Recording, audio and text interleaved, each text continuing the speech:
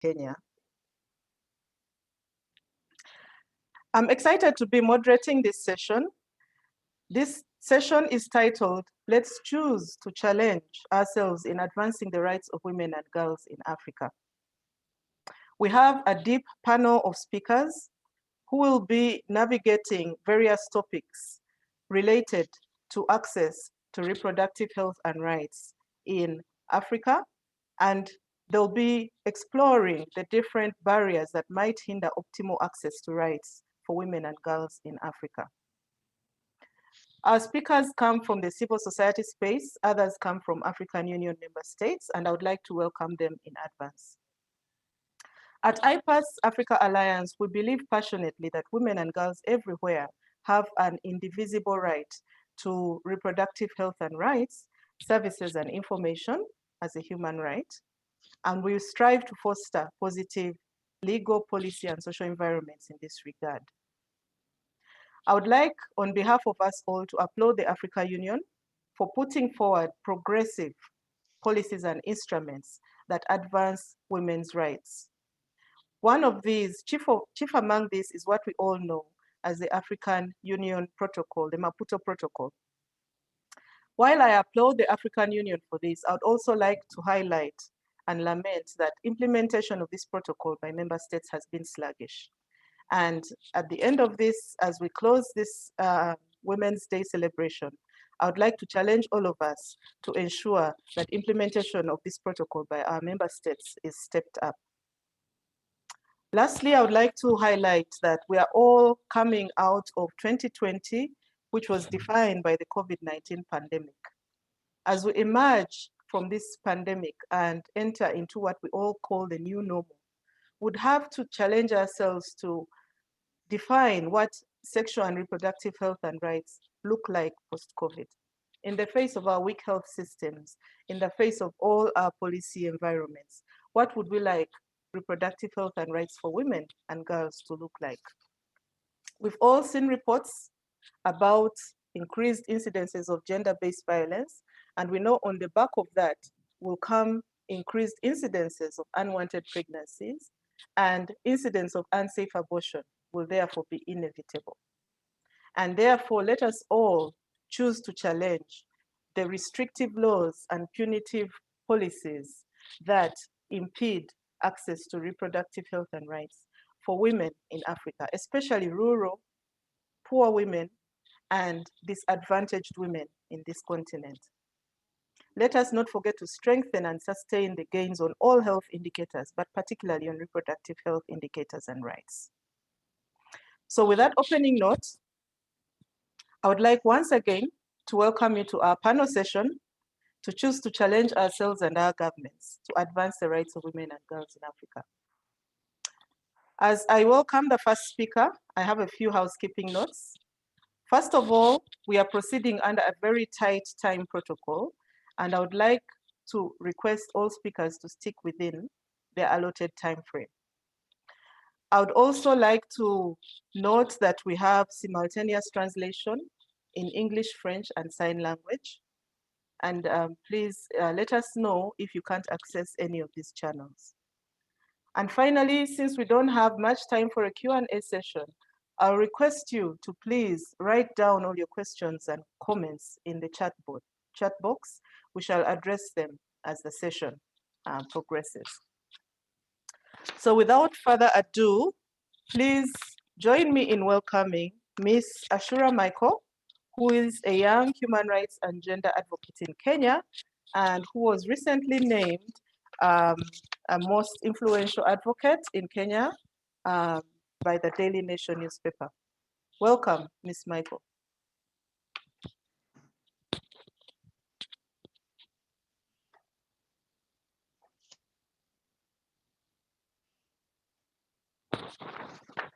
Ms. Ashura Michael, are you on? You're muted. Please unmute yourself. Sorry, Dr. Angela, and Joki will be speaking in English. Ashura will be speaking, is a sign language panelist. Oh, all right, I get it. Well, since like how her video is off, I'm trying to get in touch with her.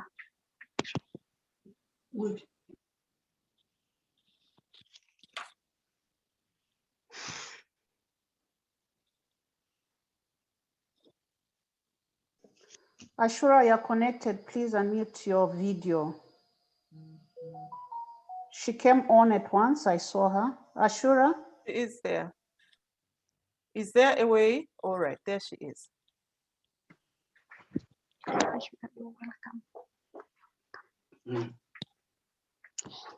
Sorry, it was my internet. I had an issue with my internet. Yes. Please go ahead. Yes. Wow.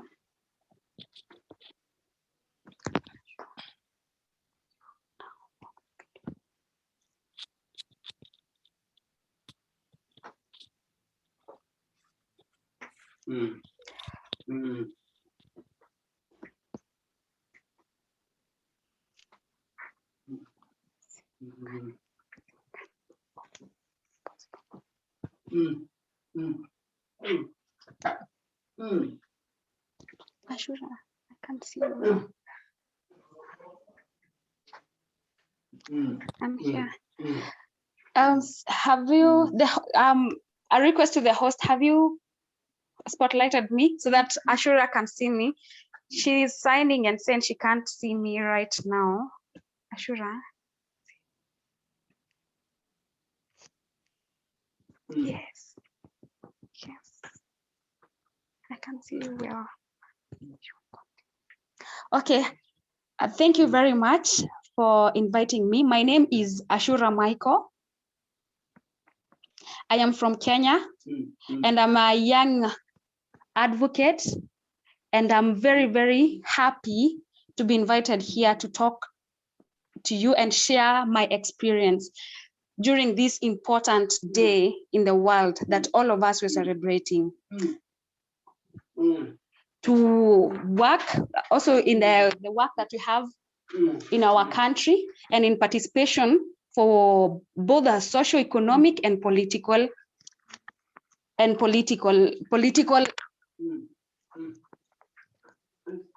we have succeeded in so many things, sharing and discussing about how we can include persons with disability, those that have been neglected for a long time, and they have been oppressed for so long in different ways. To achieve that, we understand that we have continued developing with one objective, that on gender equality.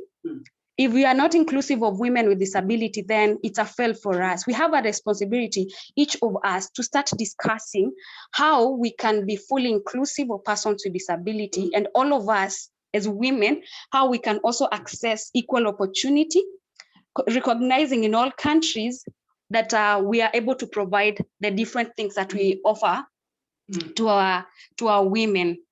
And during this time of the pandemic, we had been facing so many challenges on how to have the social changes. So let us interact, and we hope to learn more from you for the questions and everything, and how we can move forward to succeed and have an environment which is inclusive. Thank you. Excellent. Thank you very much, Ms. Michael, for a very passionate statement. I note you said non-inclusion of women with disability is a fail for us all. I can't agree more. I would now like to invite Ms. Felicitas Motimedi, who is the coordinator for Child Rights Network of Southern Africa, the CSO Forum Secretariat. Welcome, Ms. Motimedi. Thank you so much, Dr. Angela, and good afternoon to all the speakers, to the participants on the webinar, and to everyone else who is engaging with us today. I want to start off by recognizing the different speakers who have been invited to be part of this, who are going to be sharing with us in alignment to the International Women's Day theme of choosing to challenge the women and girls' rights in developing Africa. And I want to also thank you for inviting the Civil Society Forum on the child sector, particularly civil society organizations in all 5 African regions that are dealing with issues of children. We are a structure that addresses issues of children in relation to the African Charter on the Rights and Welfare of the Child as our founding document in terms of how we monitor and support the implementation of such a charter, particularly to address issues of children and the girl child as they transcend from being a child to a teenager and to an adult. Now, in terms of our issues, we really do feel that it is indeed a great pleasure for us to be part of this opening session, particularly to address you, participants and the guests that are in the webinar on behalf of the Civil Society Forum to the African Charter, and particularly on behalf of the board chair, Ms. Amelia Fernanda, who delegated this responsibility to me.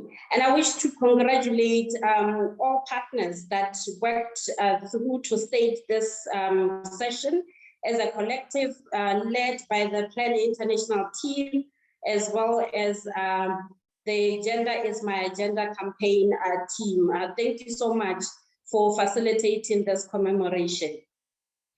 As the CSO Forum, we really do find it fit that we commemorate the day, particularly today, as we find ourselves as a forum dealing with many issues that affect children and particularly that affect the girl child. As you would know, COVID-19 in the year 2020 has led to many issues, including children or girls being violated while they were at home during the country lockdowns in most of African countries. And because of that, at the CSO Forum, we really do feel proud that we continue to raise some of these issues. However, we are grieved that African children, particularly the girl child, are faced with a number of challenges. These challenges include the various forms of gender-based violence. They include pregnancies. They include marriages where children are actually being married off. And because of that, there are other issues that come with it, issues around poverty, issues around children being molested, defilement, incest, as well as issues around sexual and reproductive health rights. Now, as the CSO Forum, as we commemorate this day, we feel that we need to prioritize family. We need to ensure that there's education, particularly around child safety, and to ensure that the girl child remains at the core of our deliberations on these issues.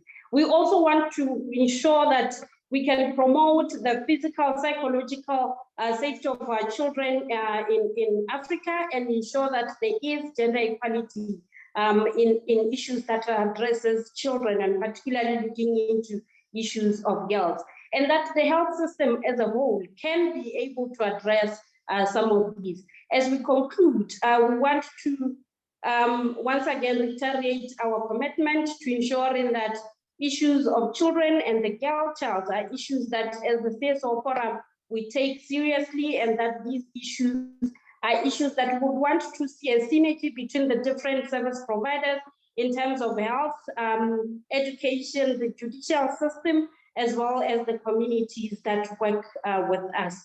Thank you so much for inviting us, and we wish you great deliberations.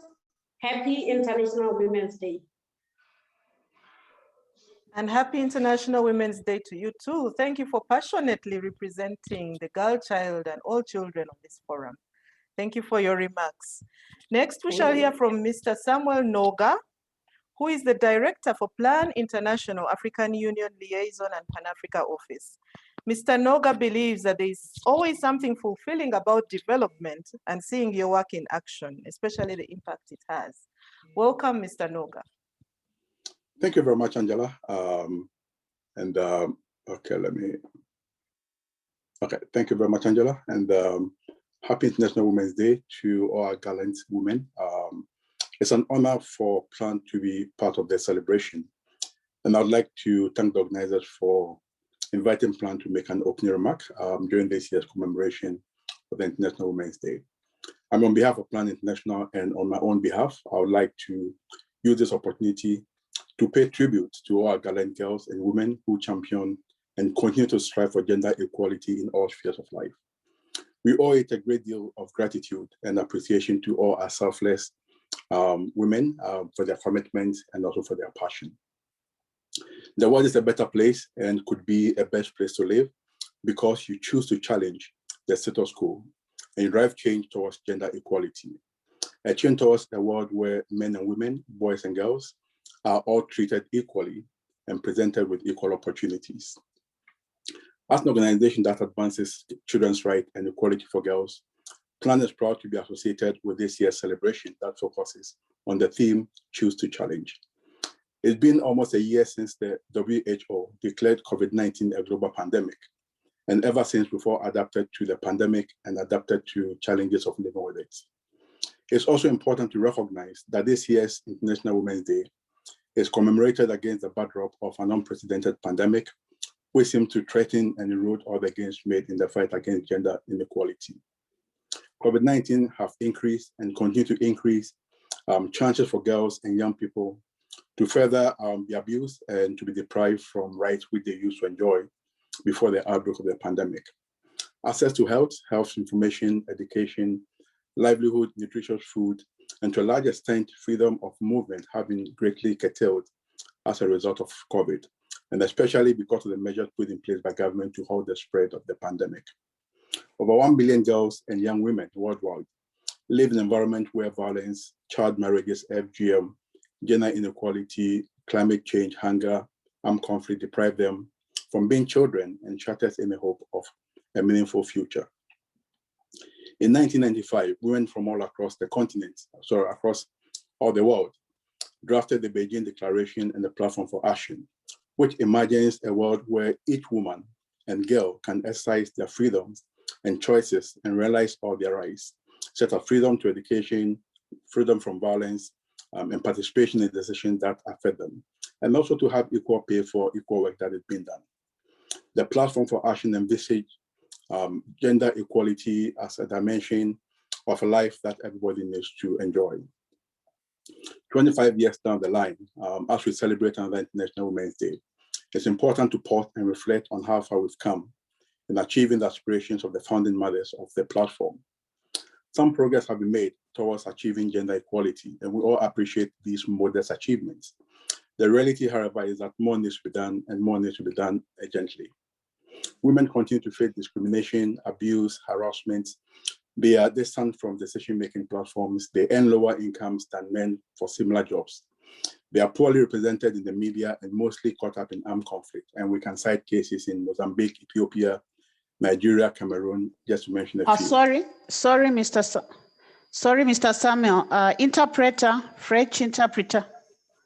You are on the English channel. Please, can you stop? Yeah, on the English. Press on the French so that Mr. Nora. Yeah. You can proceed, sir. Thank you. The United Nations Resolution 1325 on Women, Peace and Security, the SDG number 5 on gender equality, the Maputo Protocol, which have already been mentioned, and other regional and national instruments are great, and they are great to have. However, unless steps and resources are allocated and implemented, gender equality cannot be attained. Small steps and achievements are important. However, we need to make major strides toward the achievement of gender equality. I seek to challenge social, institutional, legislative, and economic barriers to gender equality. However, women's rights are human rights, and this, in my opinion, are non-negotiable and shouldn't come down to choices. We need to challenge all institutional commissions and omissions that place one gender above the other. Gender inequality, to a large extent, have female portraits as the face of gender inequality. Achieving gender inequality would not happen unless there is an accelerated transformation of our institutions and social norms, and there is a deliberate effort to implement relevant legislations and policies. We have a collective responsibility to ensure that change happens. Change starts with me and change starts with you. Each one of us needs to give up our own comfort in order to fight gender inequality. We have to choose to challenge. We have to challenge ourselves. We need to make a difference. After all, attaining gender equality is in our best interest. Whilst concluding my remarks, I would like to make the following calls. We call for ratification and reporting on the Maputo Protocol. Member states need to take steps to implement recommendations. We call for the accelerated institutional and legislative reforms in line with the AU strategy for gender equality and women empowerment. Right. We also call for rapid rollout of the African Union Trust Funds for women in an effort to advance gender equality and women empowerment. Plan reaffirms our strong commitment to continue to work with all relevant stakeholders in the fight against gender inequality. This is a fight that we need to win, no matter what it takes to do that. I would like to also use this opportunity to announce that Plan and GMAC will be launching a continental challenge for creative art in support of the 2021 AU theme for the year. Thank you very much, and we wish you a happy International Women's Day. Thank you. Thank you, Mr. Noga, for situating this webinar within the Beijing Declaration and Platform for Action. Thank you for your impassioned remarks. Next, I would like to welcome Ms. Marie-Evelyn Petrus-Barry, who is the Regional Director for the International Planned Parenthood Federation in the Africa region. She currently supports sexual and reproductive health and rights across 42 sub-Saharan African countries. What an eminent speaker. Welcome, Ms. Barry. As a reminder, please, we have 5 minutes for our individual remarks. Good afternoon, Madam Moderator. I'm actually going to be speaking on behalf of the Regional Director, Ms. Marie-Evelyn Petrus-Barry, who is unable to join us. She's on the call, but she's actually in the airport. There's just so much noise, and I've been asked to present these remarks on her behalf.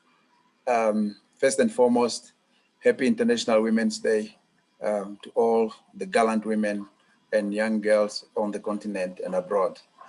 I will quote as the remarks are presented. First and foremost, gender equality remains critical to the realization of human rights and key to achieving sustainable health and development outcomes for our continent, Africa. On this auspicious occasion of celebrating the International Women's Day, under the theme, Let's Choose to Challenge, we reflect on the progress made towards achieving gender equality, call for change, and celebrate women and girls who have played an extraordinary role in this endeavor. Over the years, women have reached milestones towards achieving gender equality as evidenced by an increase in women's participation in leadership, women's participation in the labor force, increased enrollment and retention of girls in primary and secondary education, as well as improved health outcomes for women. As we celebrate the above gains, we note the challenges posed by the COVID-19 pandemic that now threaten to reverse them. COVID-19 disproportionately affects women and girls across the world, specifically in Africa. This includes a significant increase in domestic responsibilities at home, exacerbated by lockdown restrictions, increased exposure to COVID-19 as frontline health workers, 70% of whom are women, increased risk to the livelihoods and social protection, as well as significant increases in violence against women and girls. Young women and girls from marginalized communities are particularly affected by the secondary impact of the outbreak. Those with disabilities encounter a myriad of physical, health, and social obstacles. They often lack the opportunities of the mainstream population and are usually among the most vulnerable in society, especially in emergency settings.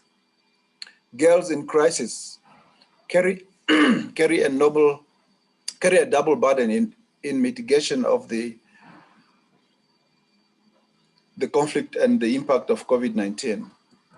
IPPF, Africa region, is committed to the realization of sexual and reproductive health and rights, which are central to achieving gender equality. The provision of sexual and reproductive health and rights are essential to health, rights, and well-being of women and girls.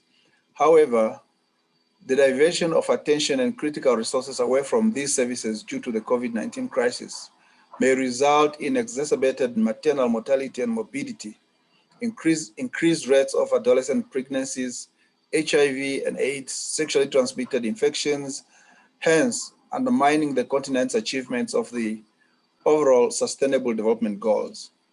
Young women and girls face double barriers due to stigma, restrictive laws, and policy governing their access to services. You will recall that it is estimated that 1 in 4 adolescents in the world will live in the sub-Saharan Africa by 2030. This underpins the need to invest in our girls if we are to make any remarkable progress in achieving our vision for a prosperous and united Africa. IPPF Africa Regional Office recommits to be a reliable partner to achieving sexual reproductive health and rights for young women and girls, including those in emergencies and crisis situations. As we work towards enhancing resilience and recovery from the pandemic, we must challenge ourselves to build on existing opportunities that we can leverage to further our quest for gender equality. First and foremost, we need let's challenge ourselves to fully implement our progressive policy commitments on SRHR and gender equality, including the recently launched African Union Gender Strategy, the Maputo Protocol, as has been mentioned by Plan International, the Maputo Plan of Action, the Agenda 2063, and other continental policy frameworks. We pledge our support and call for a multi-sectoral and multi-agency engagement towards the realization of gender equality for young women and girls, even as we await the election of the new commissioners for health, humanitarian affairs and social development, as well as that of education, science and technology. Let's challenge ourselves in this meeting to come up with concrete priority actions, as I conclude, for engaging with the Commission to improve access to education, justice, primary health care, and elimination of harmful traditional practices such as child marriage and FGM. Special attention should be paid to young women and girls in conflict situations and vulnerable contexts exacerbated by this pandemic. As I conclude, Madam Moderator, allow me to reassure citizens of our continent that as IPPF Africa Regional Office, we recognize women leaders, young women and girls who continue the fight for gender equality and the elimination of harmful gender norms and practices. It's my sincere hope that these kinds of platforms will strengthen our partnership and support continued advocacy and accountability at all levels in our quest to achieving gender equality in the continent. I thank you and end quote. Thank you. That was excellent, Madame Petrus Barry and your representative, Mr. Sam Telamo. Thank you for highlighting the plight of women and girls in crisis and conflict settings. I would next like to welcome, as part of our opening session, Professor Sarah Anyang Agbo, who is the African Union Commissioner for Human Resources, Science and Technology, and also the Vice Chairperson of the Faraway African Board. Prof, you're welcome to give your brief opening remarks.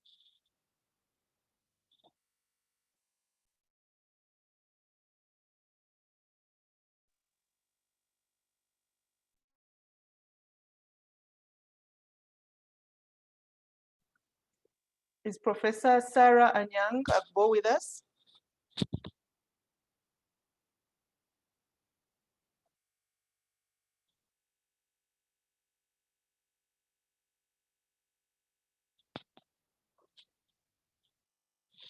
Can I have the Secretariat unmute Minnie Mbesa? Minnie, are you representing Professor Sarah?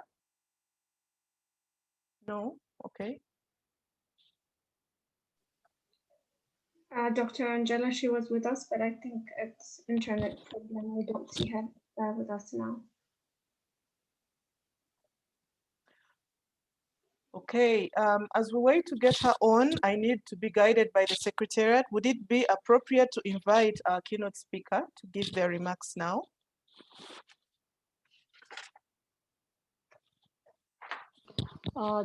Juliet, I hope Juliet, our colleague from FAO is connected. Juliet, can you assist us with finding out what's happening with Professor Sarah?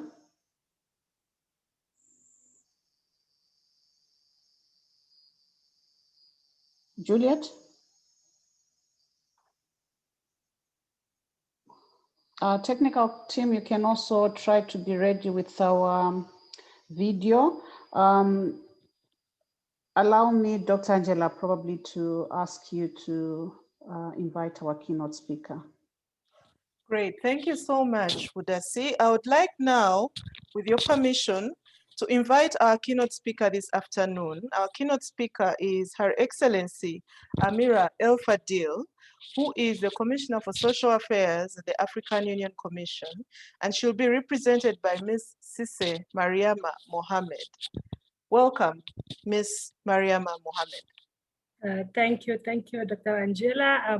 As you said, Madam Sise Mariam, I'm the director of the department. And then let me first present the sincere apologies from Her Excellency Commissioner El Fadil, Commissioner for Health, Humanitarian and Social Development, the former Department of Social Affairs. She has planned to be with you at this important commemoration, but due to overcommitment, she couldn't make it, and she requested me to deliver her statement. I quote, "Distinguished guests, ladies and gentlemen, it is an honor for the African Union Commission to be invited to participate and make a keynote speech at this very important meeting for the commemoration of International Women's Day under the theme, let's choose to challenge ourselves in advancing the right of women and girls in Africa.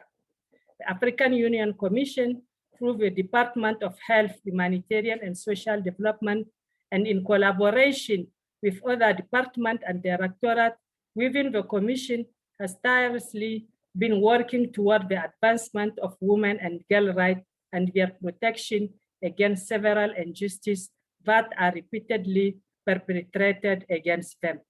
These include all forms of gender-based violence, such as harmful practices of child marriage, female genital mutilation, online sexual exploitation of minor, psychological and domestic violence, to mention but a few. Addressing these issues has and will continue to be top priority for the African Union Commission and its member states and collaborating partners by effort to be placed on the top of our development agenda as enshrined in some of the aspirations of the Agenda 2063, the Africa we want.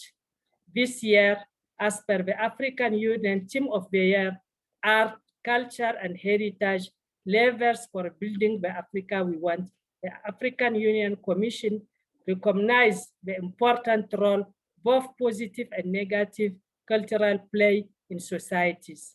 It is crucial that institutions and projects that address issues on the gender-based violence identify linkage with the theme of the year and synergize their activity to ensure that positive impact are recognized, commanded and replicated, and negative impact are highly seriously addressed and clear-cut solution provided.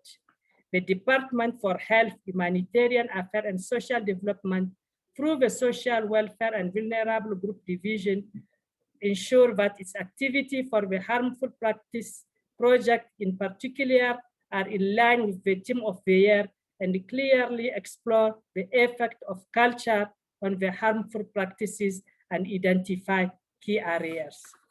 Ladies and gentlemen, however, we cannot discuss all these issues that our women and girls continue to face without recognizing the challenge that continuously present themselves as we embark on this very important mission.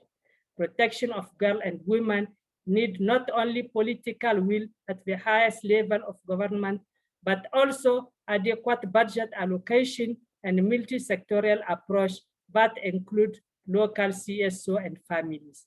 I believe that most of us participating in this commemoration do not want their daughters, wives, female caregivers to be brutalized and neglected, especially in this difficult time of COVID enhancing GBV. How can we look at ourselves knowing that our girls and women are not respected and valued as asset to our society, including girls and women with disability who are more at risk.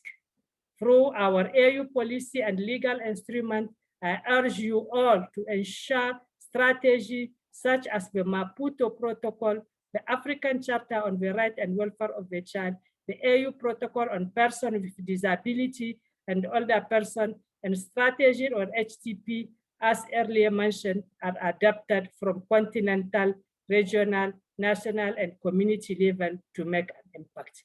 Let's work together beyond discord and take strong action. We cannot afford to turn our head away from uncomfortable topic that we don't want to face. AU will always be committed to making sure that sustainable development included all. I thank you for your attention and wish happy Women's Day to all my sisters. Thank you so much. And thank you, our keynote speaker this afternoon. Thank you for ably representing Mrs. Petrus Barry. For purposes of progress, can we be advised, is Professor able to present her remarks? And is it appropriate for those remarks to come after the keynote speaker? Dr. Angela, our colleagues from FAO are still trying to reach out to. All right. Yeah, so Okay. we can proceed for now. We can proceed. And as we proceed, I'd like to recognize our diverse participation. I would like to note that we have 89 participants now, and we have participants from Ghana. Welcome. I see Priscilla Elena Full, participants from Zimbabwe, from Kenya, Mr. Toyin from Nigeria, and other countries that I will highlight in due course. Welcome, everyone.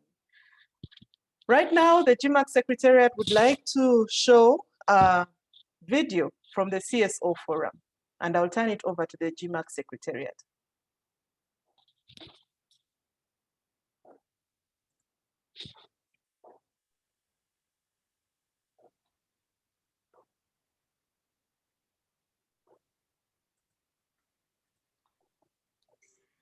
Girls, just embrace to be a girl. Be sure that you are a human being, you are complete, you are, of course, growing, you are in development, but you are a whole. It's you and nobody else. You are yourself, and you have rights. And your rights, no one can take them from you, and you simply have to know them, to nurture them, and to enrich and to build your own personality. That even though young girls and women are reporting issues of online harassment and cyberbullying, the perpetrators are still out there and they're continuing to bully other young girls and women. So we need to see stronger reporting mechanisms being put in place to ensure that girls and women are safe and free to be online. But above all, we need to ensure that we're having a gender responsive system to these social media platforms. As the co-writer of the open online letter that was published by Plan Global, we have looked critically at how we need to address these things, and Facebook is here. So I'm going to take this opportunity to tell Facebook that we need you to involve us in ensuring that we are creating safer reporting mechanisms and stronger ones for young girls and women. We were all created by God perfectly and wonderfully in us. There is no need to rectify or correct someone just by the way that person looks. And I really feel bad when a man or a strange person, even some of them do not even have their profiles. So they remain anonymous and they harass these girls. So for me, I feel that's very bad. Never judge someone by the way they look, because that's how God created them. And they must have a unique thing that you don't have. Working with the Zambian Network on Ending Child Marriages, we have seen that the issue of adolescent sexual reproductive health is a critical component for ending child marriages, as well as having a reduction in teenage pregnancies. Now, during the COVID situation, what has happened is that everybody in the family is staying together at the same time. And so one strategy that has worked, which can work even elsewhere and all the time, is the fact that family members need to be present in the lives of adolescents. As a girl, how has COVID-19 affected you? It is difficult to read at home because many activities happen there. So I prefer school. I've also enjoyed staying home. I've learned a lot from it. It has given me different opportunities that I wouldn't have gotten when I was in school. There are many cases of early pregnancies. So I think if schools can be opened to reduce this, because I'm seeing my fellow young girls are just going to need this education. In Uganda, child labor has increased due to COVID-19 since parents lost their jobs. So they send their girl children to vend tomatoes to provide for their family. And this results into defilement. And some of these girls are transported from different parts of the country and are brought to Kampala to work as housemaids, barmaids, and babysitters. Open in school, the government should consider that we need taps for washing our hands. We also need our dormitories to have well-spaced beds. Also, the bathroom should have water and cleaned very frequently. So when I think of the internal struggles, the first two that immediately spring to mind are double standards and parenting. As a society, we teach our girls to aspire to marriage and instill in them the belief that marriage is the highest possible achievement that they can obtain, and that the success of their marriage is actually a measure of their worth as a woman, which is very, very wrong. And bringing this then into the parenting of African girls in the diaspora particularly, you know, it's popular belief that African children raised abroad are disrespectful and we have no regard for culture. But what a lot of people fail to understand, and what the parents in particular fail to understand, is that the minute we walk out of the door, the society that we become submerged in is not reflective of these same teachings, and more particularly, the methods of parenting are not reflected.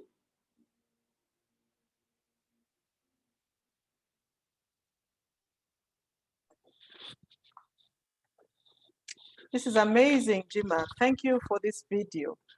It highlights voices from across the continent, young female voices, telling us their reality and highlighting the double-barreled tool we have in terms of the internet as an avenue for education and for telehealth, but at the same time, which opens up new opportunities for online harassment and cyberbullying and all the ills that go with online engagement.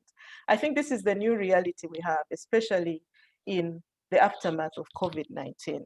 Thank you so much to the CSO Forum for putting together this video, which gives us the situation from the mouth of young people across the continent. So with that, I would now like to turn to our first panel. Welcome to our first panel session, whose theme is Let's Choose to Challenge and Advance the Rights of Women and Girls in Africa. And we have a bench of 4 panelists. The first one will be Dr. Nyaradzai Gumbo Janda, African Union Goodwill Ambassador on ending child marriage in Africa. Dr. Nyaradzai is from Zimbabwe, and she has deep experience in crisis and conflict settings, and we look forward eagerly to listening to her submission on this panel. Dr. Nyaradzai, you're most welcome to address the webinar.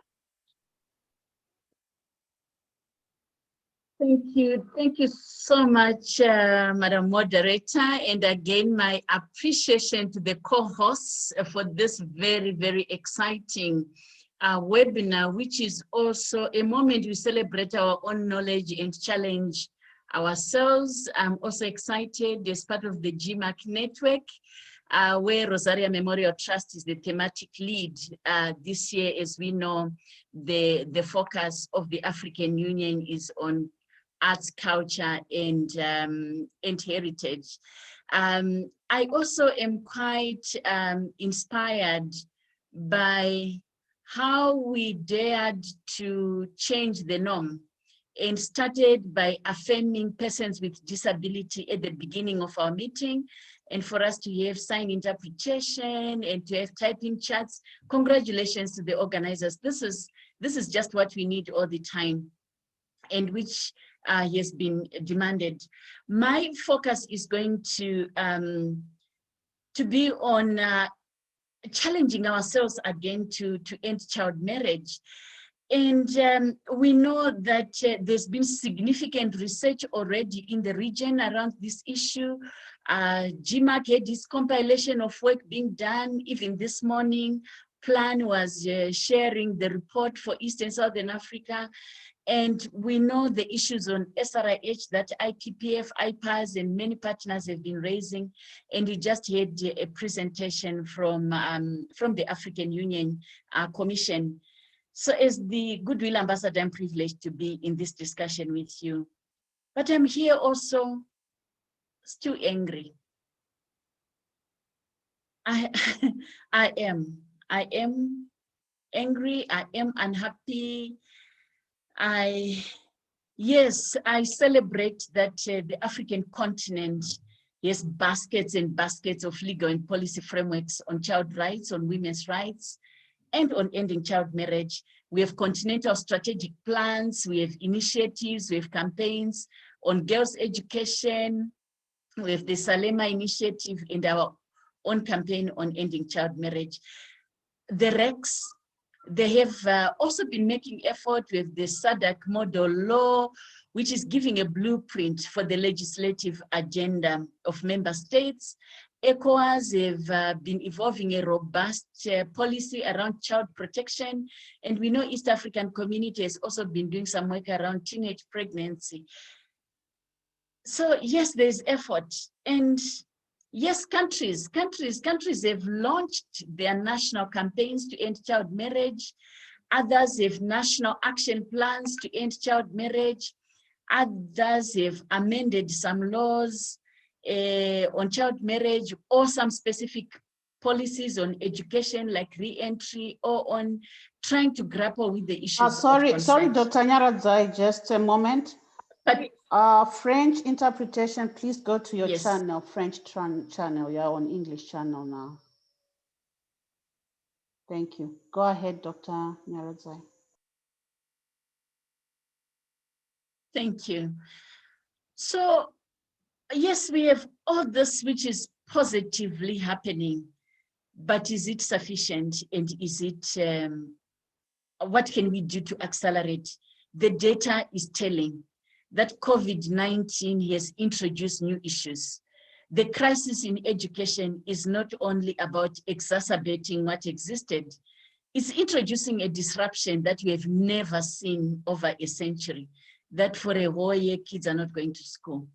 And therefore we have to be bold. And I think part of that first boldness is to reclaim language. We cannot continue to call this a marriage. We must not. It's a crime. It's an illegality. It's rape.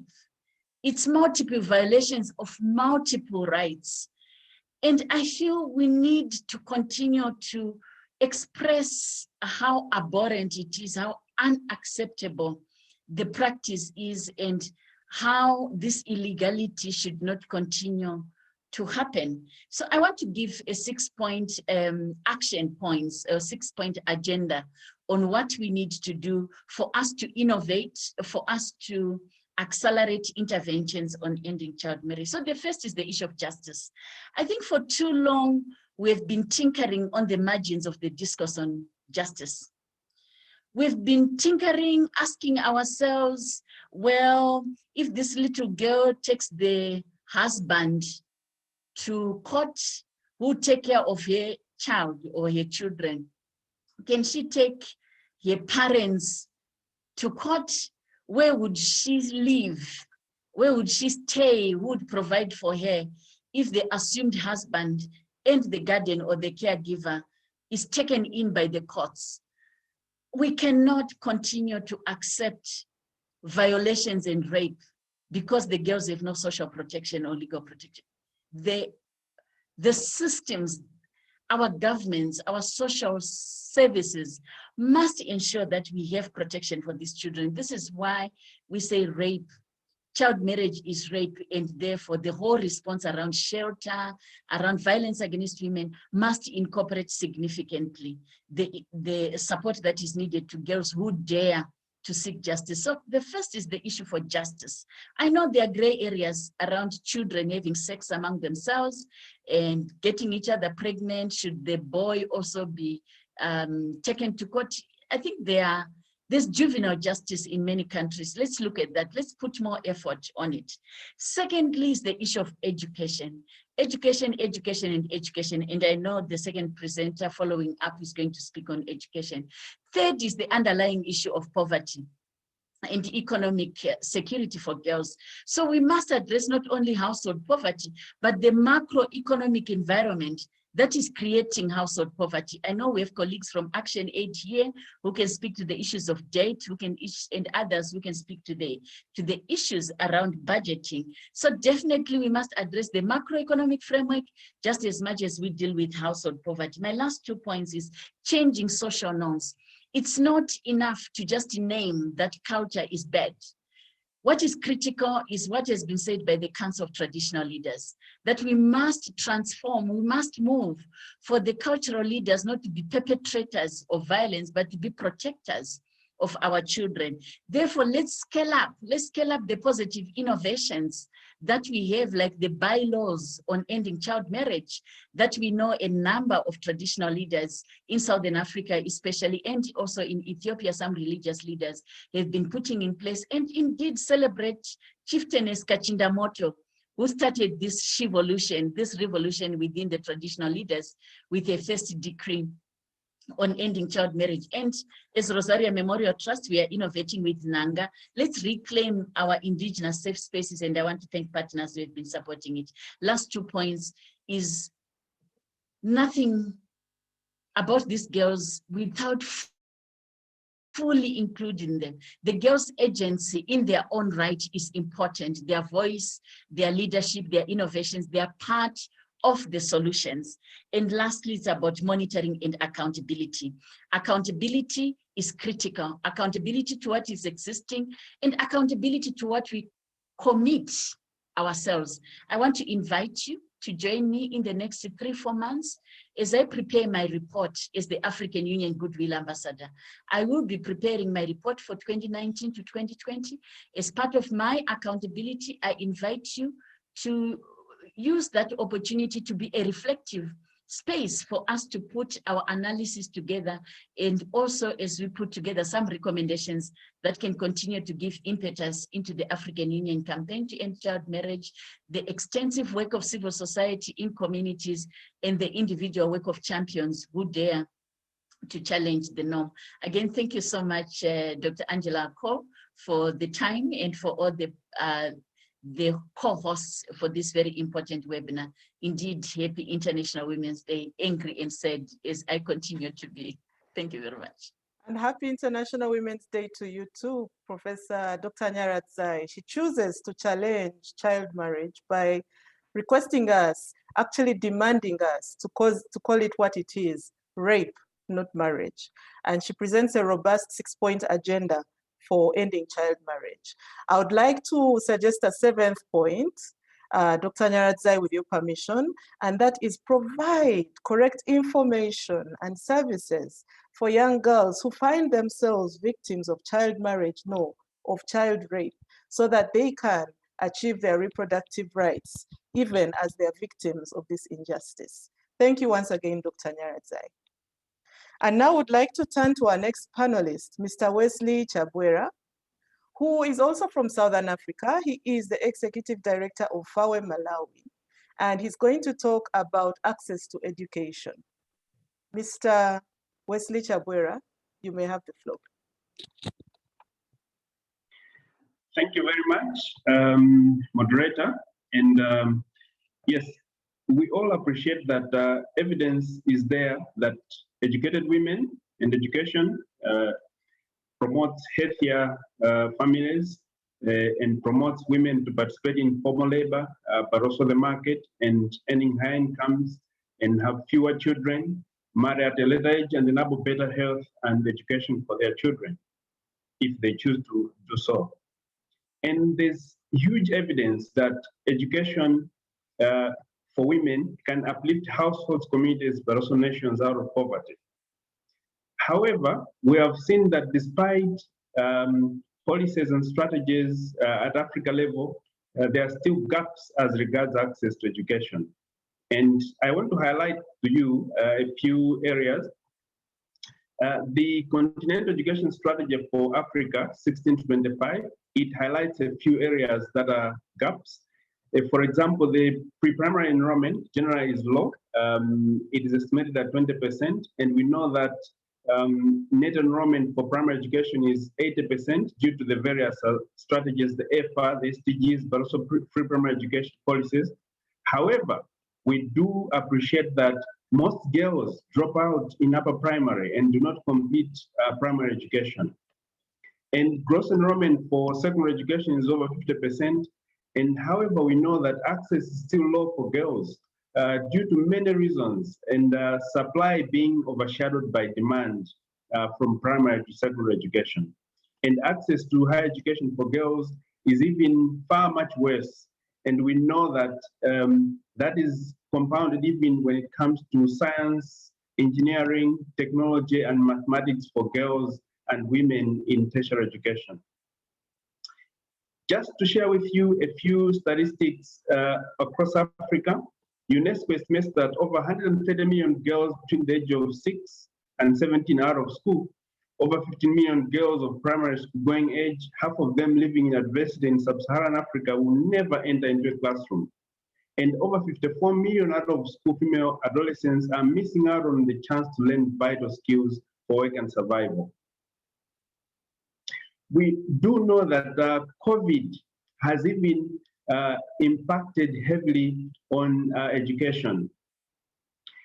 We know that COVID-19 has disrupted access to education due to the closures that have happened across Africa since last year.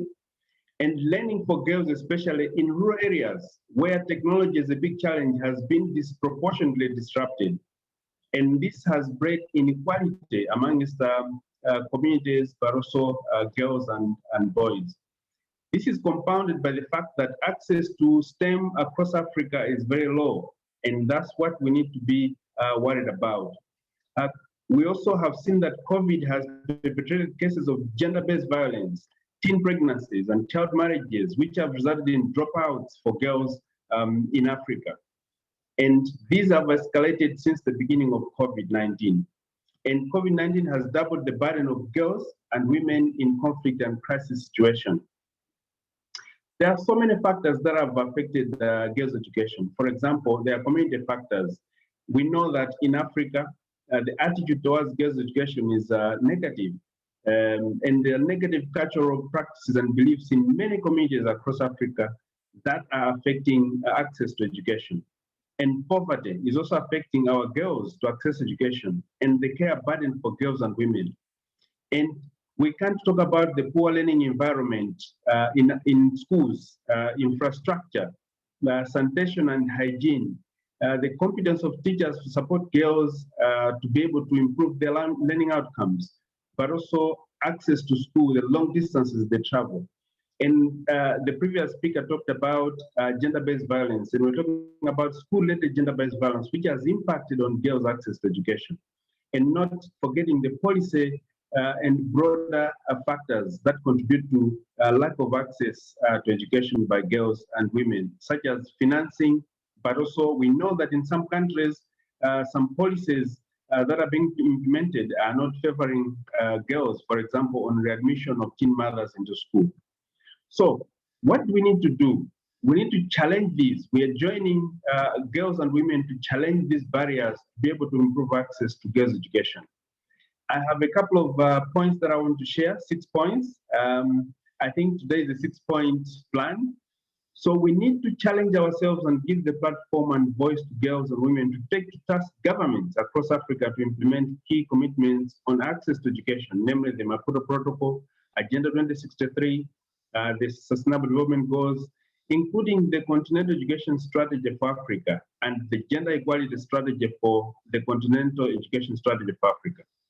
We need to challenge ourselves that girls and women should be at the center of development and implementation of laws, policies, and strategies that improve access to education across Africa. We all need to challenge ourselves to go for increased investment in education for girls and women in Africa. We need to challenge communities to prioritize girls' education, challenge harmful cultural practices that perpetrate marriages, teen pregnancies, and school-related gender-based violence. We need to challenge ourselves to improve access to education for girls and women in the face of COVID by making education accessible. COVID-19 will not stop our girls and women to access education. Finally, as a man, I am challenging fellow men and boys to change our attitude and support girls and women access education. Happy International Women's Day. Thank you very much.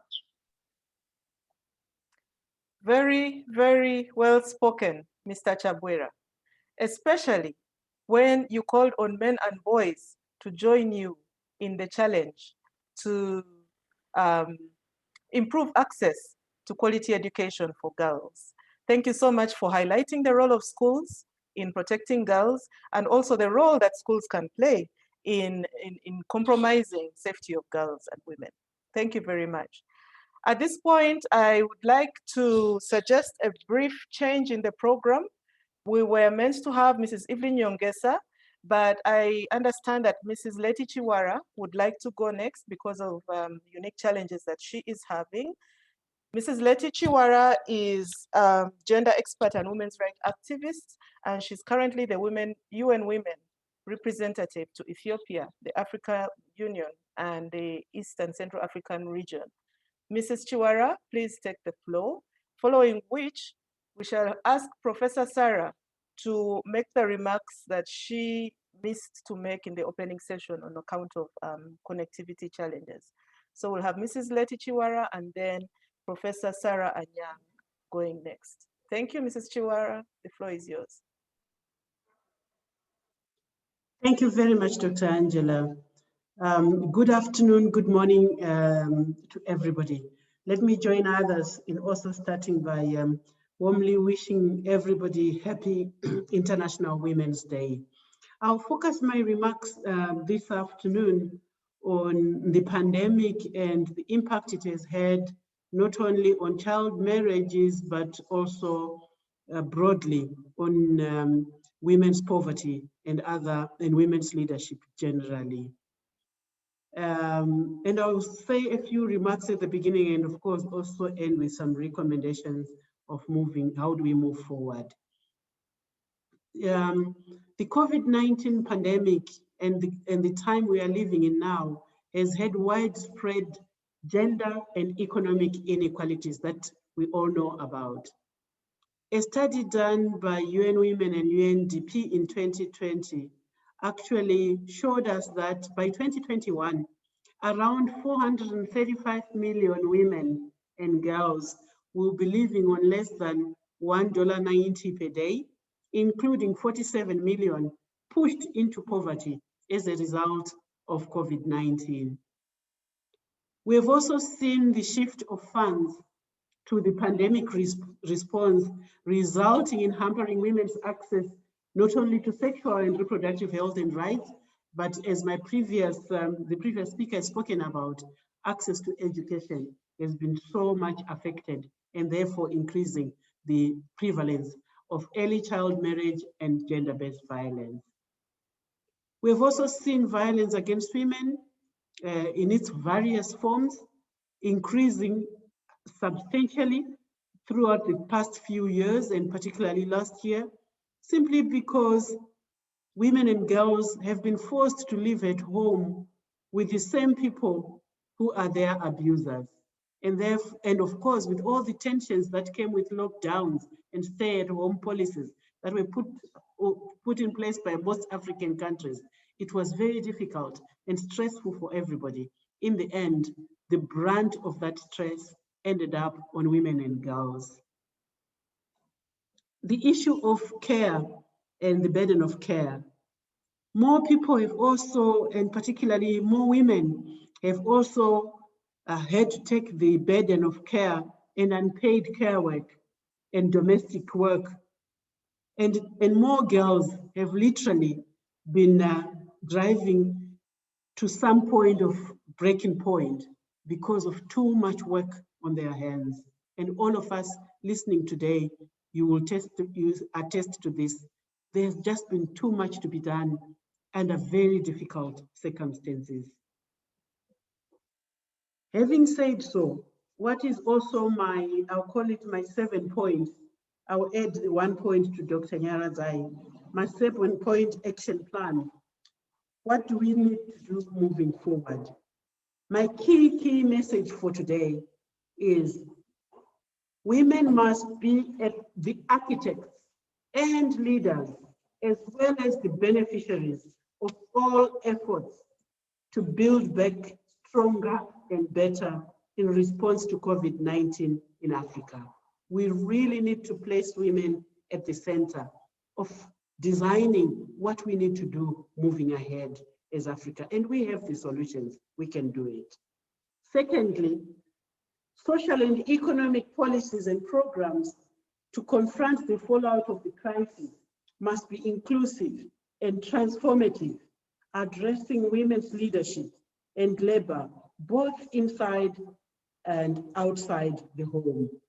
The issue of women's leadership is so key because this year's Commission on the Status of Women is actually asking us to look at the role of women as leaders in our societies.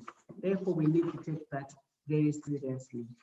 Third, governments must ensure that health services continue to operate safely and that policies are in place and of course implemented to protect the sexual and reproductive health of women and girls. And I think many speakers before me have spoken to this point.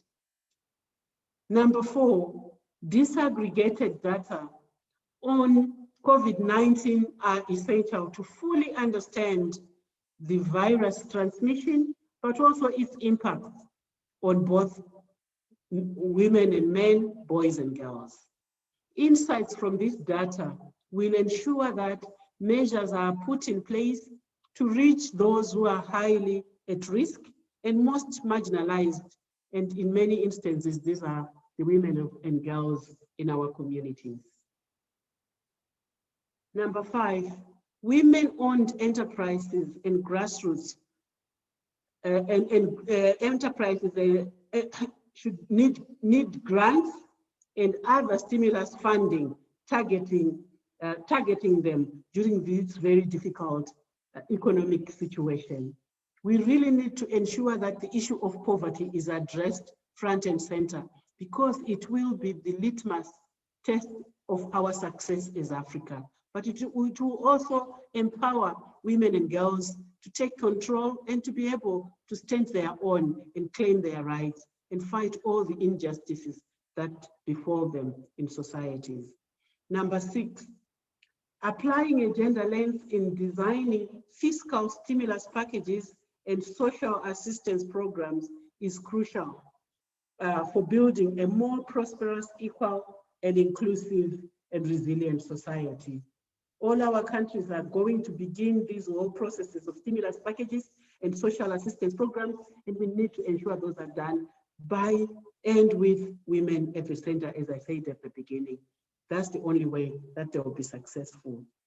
Allow me to end by saying services for survivors of violence, including the girls who will have gone through early marriage, must be part of the pandemic response. We cannot afford to continue to expect them to fend for themselves and to look after themselves. We have to take action and provide adequate services for these survivors. Let me end my remarks once again by thanking the organizers for this amazing conversation and thank all the speakers before me because you've all said such amazing and important recommendations to take us forward. Thank you very much, Dr. Angela. Over. Thank you very much, Mrs. Chiwara, for such an amazing and articulate presentation. I would now like to turn over to Prof. Sarah Anyang, Commissioner for Human Resources at the African Union Commission, Commissioner for Human Resources, Science and Technology, and Vice Chairperson of FAWE Africa Board. Prof. Sarah, please take the floor. Thank you very much. Happy International Women's Day. In my place, when we are having this occasion, we have a way we greet ourselves. We say women, hey, and the response is hey. Women, hey. Hey. Hey. I stand on existing protocol. I want to recognize the presence of excellencies present. I want to recognize the presence of Mr. Samuel Noga, the Director, Plan International, AU Liaison and Pan-African Office. I want to recognize the presence of Ms. Marie Evelyn Petrus Barry, the Regional Director, International Planned Parenthood Federation Africa Region. Ms. Achura Michael, the Young Human Rights and Gender Advocate Kenya. I want to recognize the presence of our Executive Director, Mrs. Mata Mweze, who is also the GMAC Chairperson.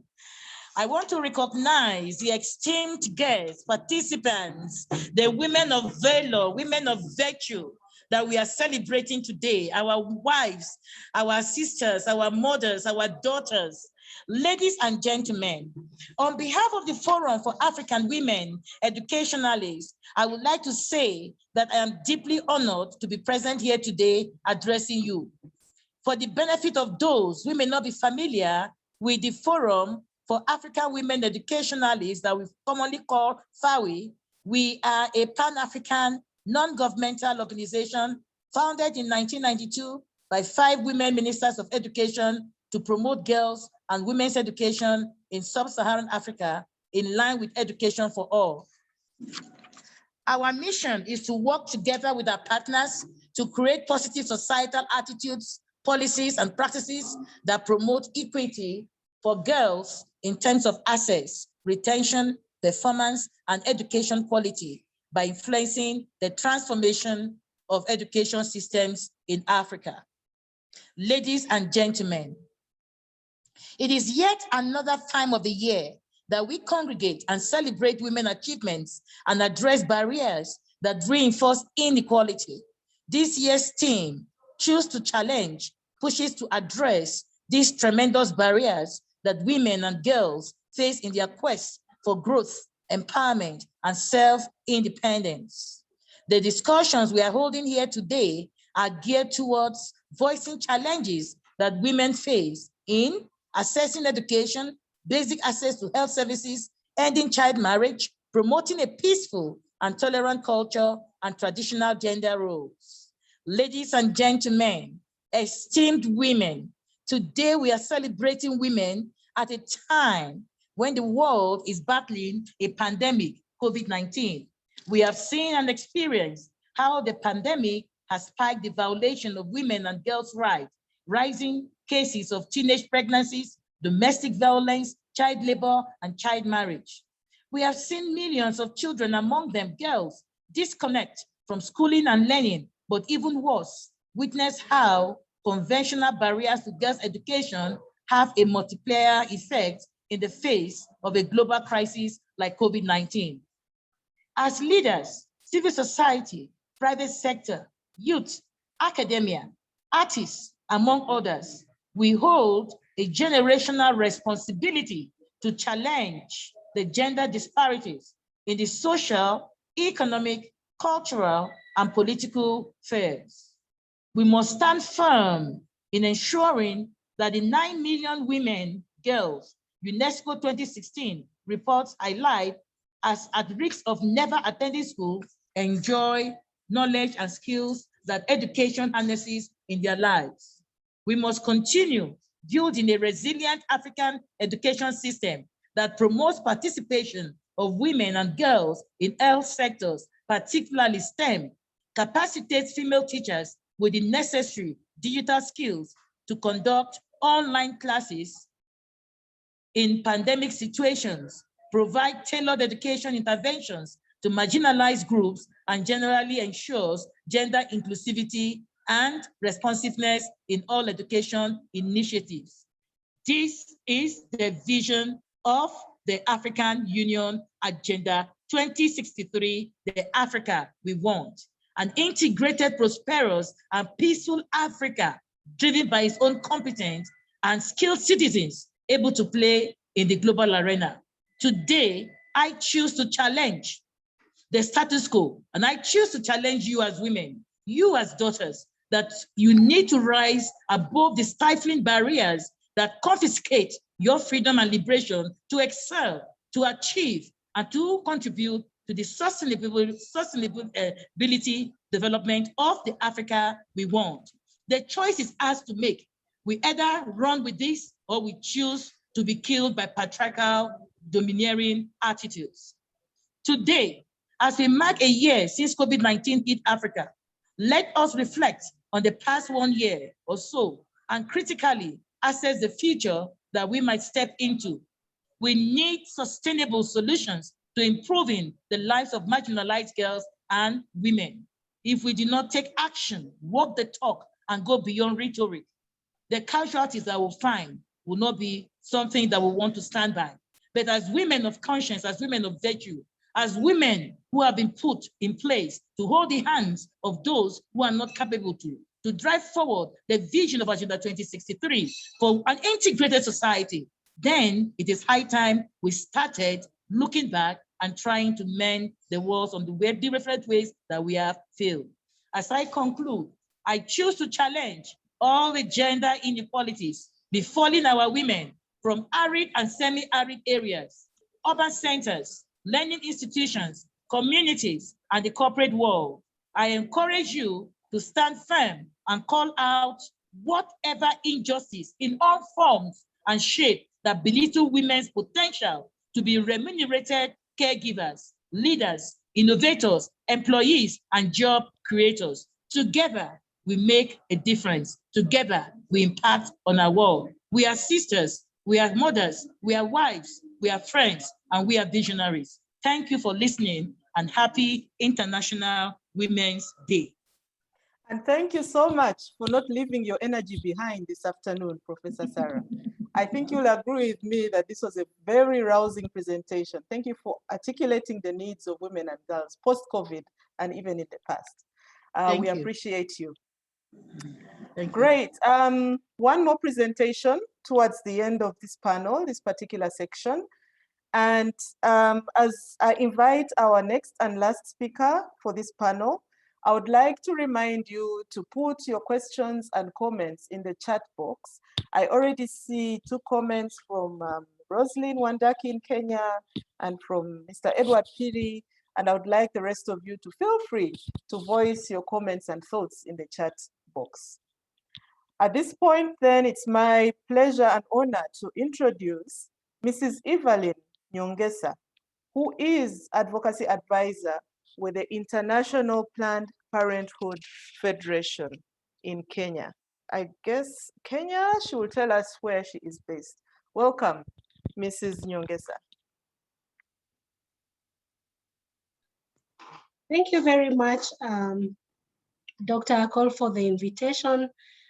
Distinguished guests and all panelists present, and all the participants, the activists, advocates from all over the region. I take this opportunity to wish you a happy International Women's Day. As my predecessors have spoken a lot, my intervention this afternoon is for us to challenge really how we can improve. Sorry, Mrs. Evelyn, Miss Evelyn. Yes. Interpretation, please go to the French booth. You are interpreting in the English. Thank you so much. You can go ahead, Mrs. Evelyn. Yeah, thank you. As I was saying, I wanted us to take a few minutes to reflect on this International Women's Day, how we can challenge to improve access to basic healthcare for young women and girls. All through the life course of the young women and girls, as we have read, we see them going through various experiences based on where they come from their economic background, whether they live in the rural areas or in urban areas, and even how they identify themselves as women and girls. And at IPPF, we recognize that diversity of women and girls is rich for us to leverage on, and that every woman and young girl has equal opportunity, so that for us to achieve gender equality, we must be able to address the healthcare needs of all these girls, regardless of where they come from and what resources they have available. I think it is incumbent upon us all to work together to improve healthcare for women and girls. As you have heard before, sexual and reproductive health is very important as we talk about young girls being able to access education, being able to access economic opportunities, because in their lifetime and across the region, we see girls faced with a myriad of challenges regarding their sexual and reproductive health.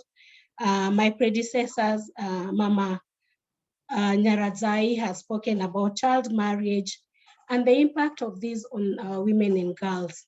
And this child marriage doesn't just come as a violence without any consequences.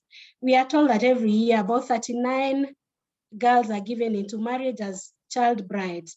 And beyond that, we know there will be teenage pregnancies or early pregnancies, and even their life chances are diminished by this, because even the chances of survival of having childbirth at that age is very risky to their health.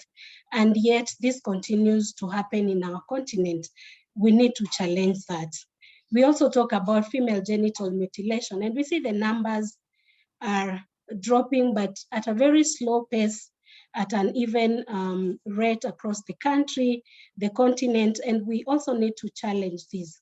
We are told that between 2003 and 2018, there has just been a drop from about 35% to 23%. It tells us that we need to do a lot, and Plan and FAWE have spoken about the need to invest more in education. And this is the same for sexual and reproductive health and rights. Sometimes our young women and girls just need information about what they need to do when they're growing up. At 10 years, a girl will be asking the mother, so I have this period, what do I need to do? But we know across the continent and based on the different experiences that girls do not even get such basic information or even access to the sanitary towels that they need. And this puts them in further economic challenges and into some sexual risks that then have adverse impact on their sexual and reproductive health. We've talked a lot about adolescent pregnancy, and I cannot overemphasize what being able to access a contraceptive, how important it is to a young woman and girl.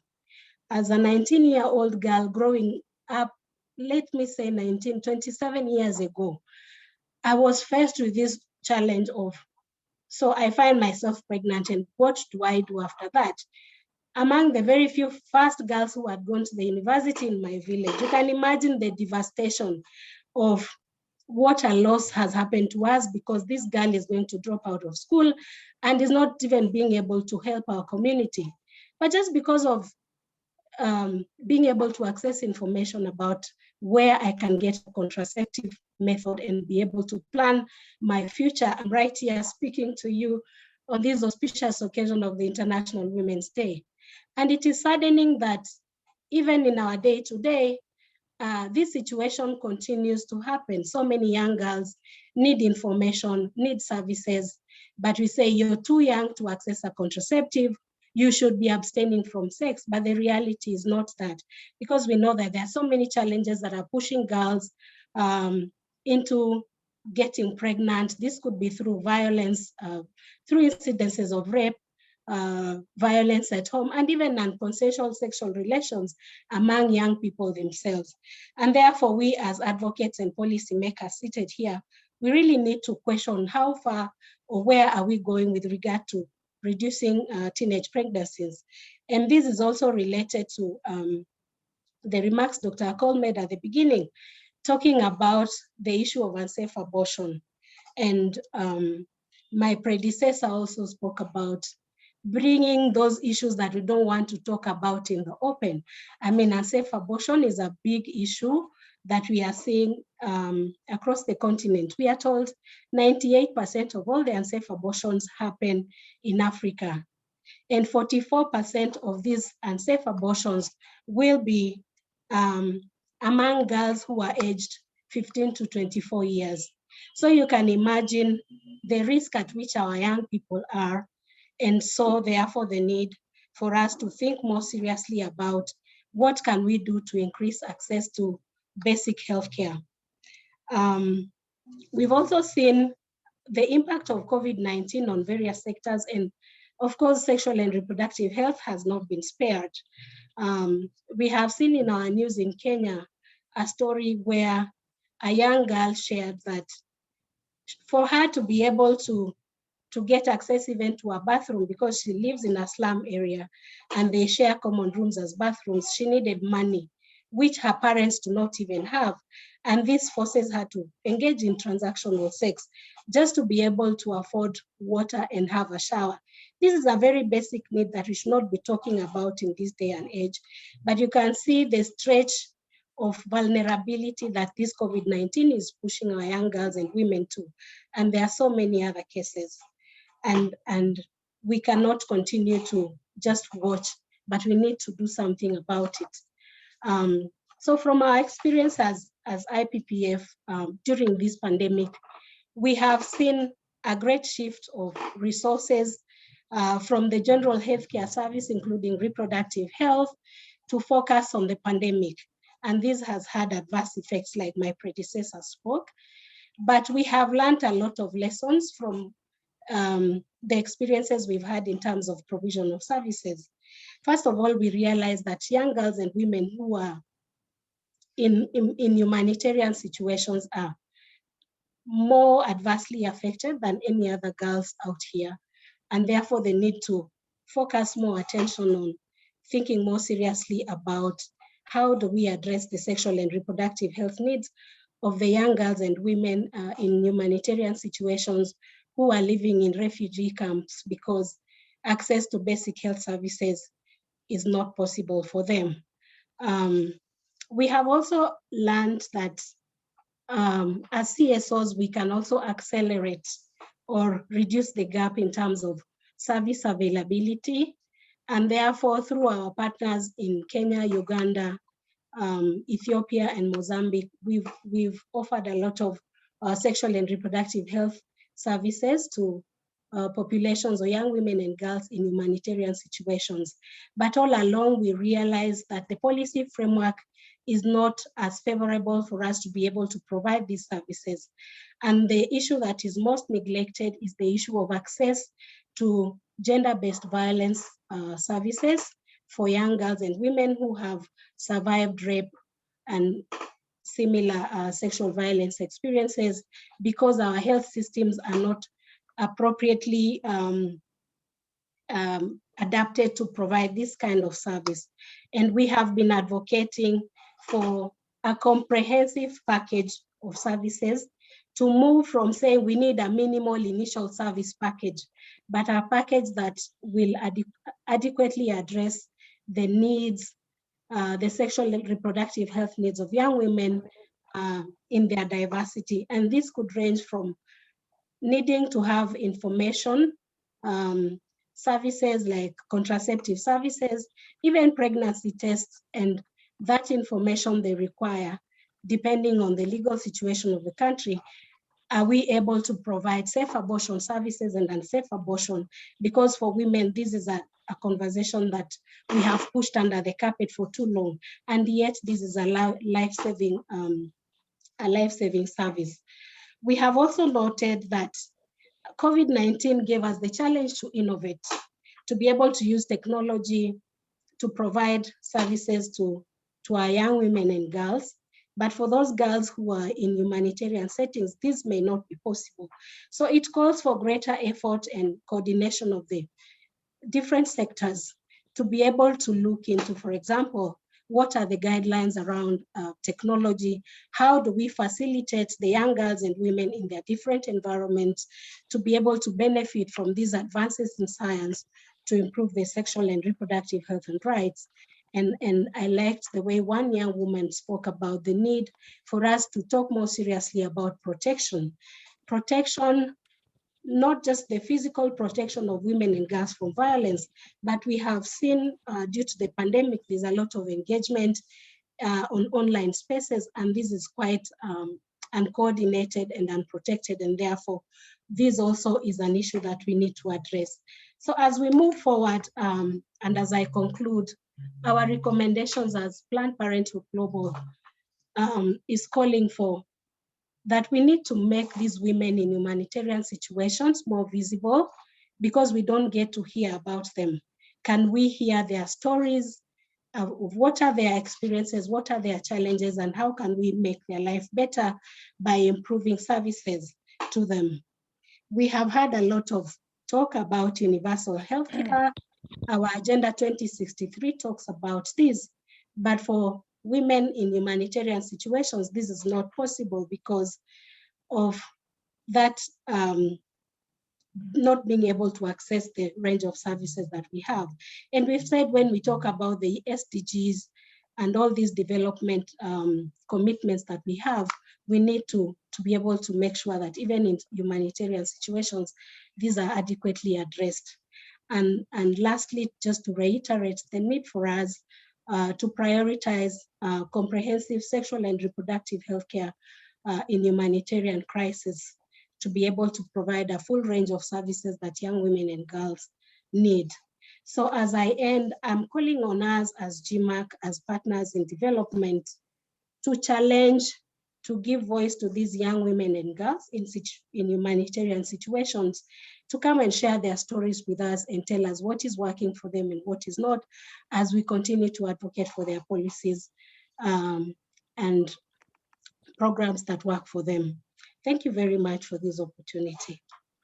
And thank you very much, Mrs. Evelyn Nyongesa, for especially amplifying the needs of women and girls in humanitarian settings, and for calling on us to provide comprehensive sexual and reproductive health services, not forgetting safe abortion care within the broad framework of universal health care. I think, as you say, I agree, we've kept safe abortion care under the carpet for way too long.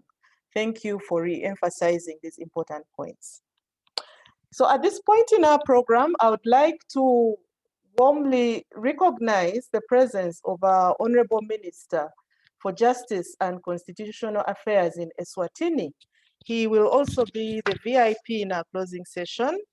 Welcome, Honorable Polile Shakantu, and apologies in advance if I've murdered your name, representing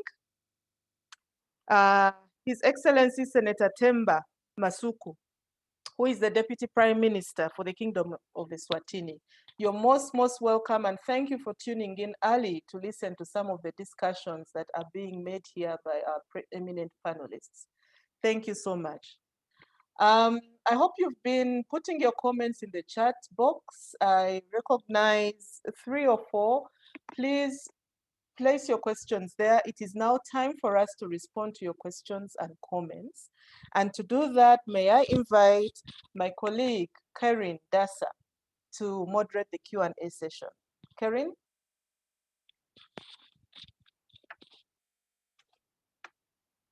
Sorry, Dr. Angela. Karen is going to be the first contributor in the Q&A. She's bringing in the voices of the young women. Then you'll continue with the moderation. She's contributing. Okay, welcome, Karen. Make your contribution at this point. Thank you.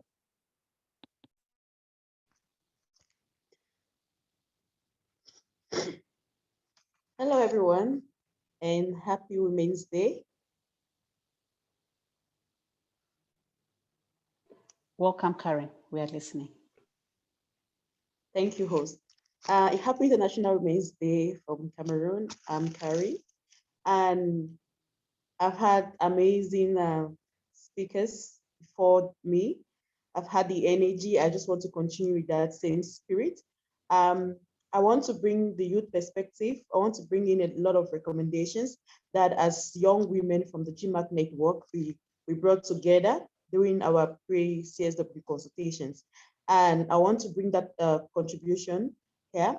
25 years after Beijing, we still have we are making progress, but we are yet to attain gender equality, because still in our communities, still in our countries, women's rights are not still being respected. Women are being violated. We still have issues of rape. We still have issues of girls not going to school. We still have issues of child rights. And definitely, we need to accelerate the promises. 25 years later, 10 years after 1325, the landmark Declaration on the right women's peace and security, and we still have less women in the peace on the peace table. We still have less women driving issues on peace, women peace and security. And also 5 years after 2250, the youth peace and security, we still have young people being excluded around issues of youth peace and security. And definitely, we are saying that we need actions, bold actions needs to be taken. So we are recommending that implementation of policy on zero tolerance of sexual and gender-based violence, which is very important, especially within a fragile humanitarian context, because we all understand that sexual violence has most of the time been used as a weapon of war on the women and the bodies of women. We also want the building and strengthening of solidarity amongst women, amongst activities. We also want to create the creation of peace against gender-based violence, early and forced marriages.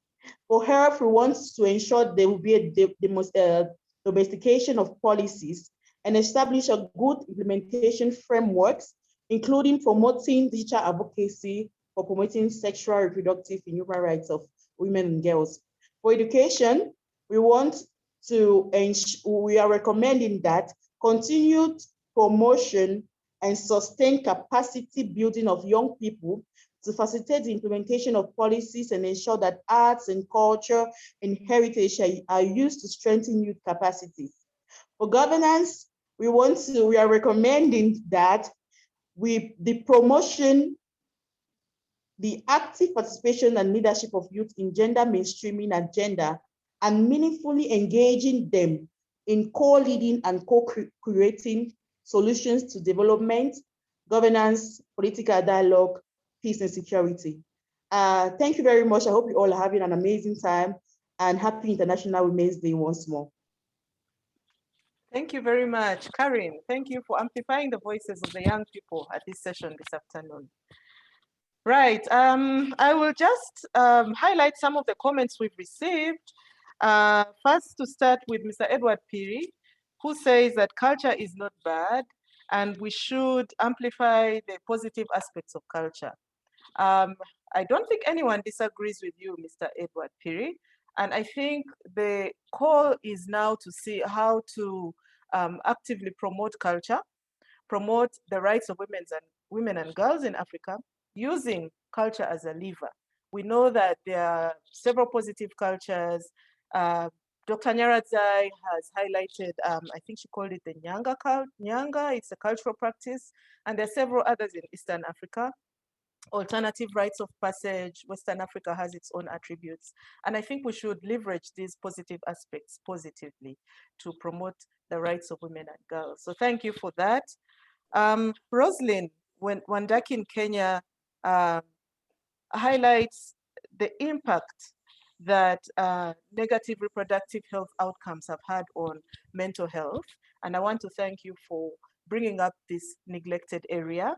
She mentions that we need to address stress and depression among teenage mothers and youth, especially those who find themselves victimized by a lack of protection on sexual and reproductive health issues. Thank you very much, Roslyn. Mental health is extremely important. It's highlighted in the SDGs as well. Another comment we have is from Mr. Woku, who recommends that the outcomes from today's session and from the International Women's Day all over celebrations, they need to be advocated and widely shared across the continent so that we can challenge all levels, from village level to challenging national laws and policies to challenging regional instruments that are either being implemented or not. And I thank you for that recommendation, Mr. Woku. Sabina Anoche says there is need for continuous gender sensitization programs in institutions, schools, communities, and domestic arenas. And of course, I cannot leave this session without mentioning Priscilla Afu's comment. She says that some societies in Africa hold their cultures in high esteem and cause some vulnerable girls not to achieve their dreams or their ambitions, not actualizing. I think she's highlighting the negative impact that culture can play, especially if culture is a closely held value in certain societies. Keep those comments coming in. I will mention them as we go. Please keep them coming, very interesting. Please feel free to challenge. Feel free to choose to challenge any of our speakers this afternoon. It's also allowed. It will generate very useful debate. So at this point, I'll turn over to the GMAC Secretariat, who will give us a session that will segue into our next panel. Over to you, Udasi and colleagues.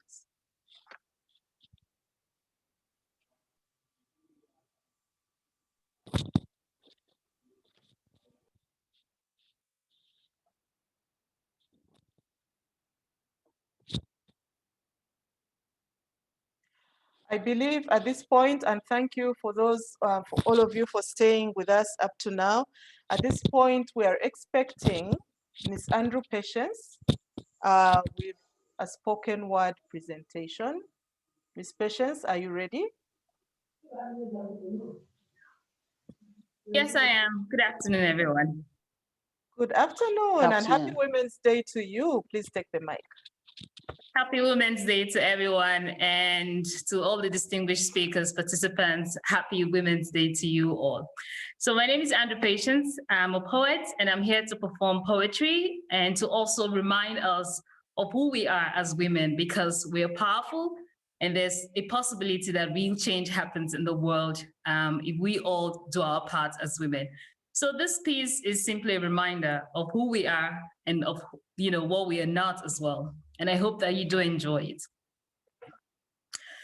When the world tries to forget your name and history plays a distant chord, robbing your ancestors of their roots, remember your mother, the forging light that has shaped you into a warrior. Impervious to the sizzling tongue of prejudice, you are water, a tasteless necessity, needless of affirmations from broken miracles. Your body is the ancestral home for rituals. You believe you are a god, but a god no one knows or remembers, so you sock every rage in silence by becoming invincible. You join in their laughter and make jokes of your heritage because the world is too big an ocean to swallow. It troubles every famished memories of beginnings, so you let yourself drown, only to awake to the nudges of your mother's voice. She says, you are beyond meaning, because definitions are omissions from the miracle called love. She wonders if you know identity shrinks the universe into a country and you another country. You are everything the world needs to breathe, so stamp your feet so hard on the ground. Let the universe attest to the raving power of your presence, a force beyond your body or the many shades of your naming, a bridge with no walls or boundaries that shuts you out. Read the letters of your name backward. Master your mother tongue and the languages of women before her. Your mother chose to challenge the politics that makes her bury her own children, because society knows how to bake little girls. It molds us into fine pastries, the kinds ravaged by bandits and terrorists. And because a lifeless body's miracle is to be found, I pray ours won't be lost in the events of time, because society has sold us to the bidders of conflict and violence. But what is a little girl's prayer for home? So when next you say your name to the world, remember that you are not a woman who dances with her body or prays with her eyes closed. And because gratitude isn't a God needing worship, you simply say hello and wait on the universe. You are not a woman who gives her breast milk to men needing libations. You do not laugh with your chin hanging on your neck. You carve your lips in the dark, trace the map on your body into a street needing silence. You walk on voices, paddle your way through every mirroring effect of the paintings inside your eyes. You see a canvas metamorphosing into a prison, a cell becoming the funeral home for the living. You hold your stare against the fierce image of your mother, begging you to remember all she never became. A tear drops in reckoning of all you are trying to escape. You are another woman trying to survive these wounds festering inside our bodies. A room full of carcasses feeding on others. Yesterday, a man asked you, where are you from? What is your accent? But how do you tell him to swallow his tongue and trace his way back to nowhere? So you said, you come from nowhere. You come from everywhere. You come from a long lineage of women who chose to challenge and hoping that you too will do the same, because from challenge comes real change. Thank you very much. And thank you. I'm tempted to clap. I don't know if anyone else feels inspired to clap. This is a beautiful, beautiful tribute to our unsung heroes, to our mothers, and to women everywhere who are striving to break free from little boxes that we've been placed into, who are asked, where do we come from? And yet in reality, we come from everywhere.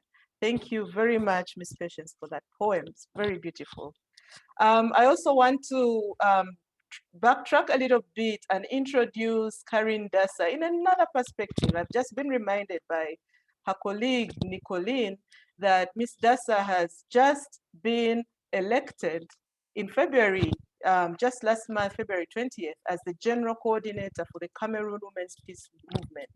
Congratulations, and keep breaking that glass ceiling, Karin. You have all our congratulations and encouragement.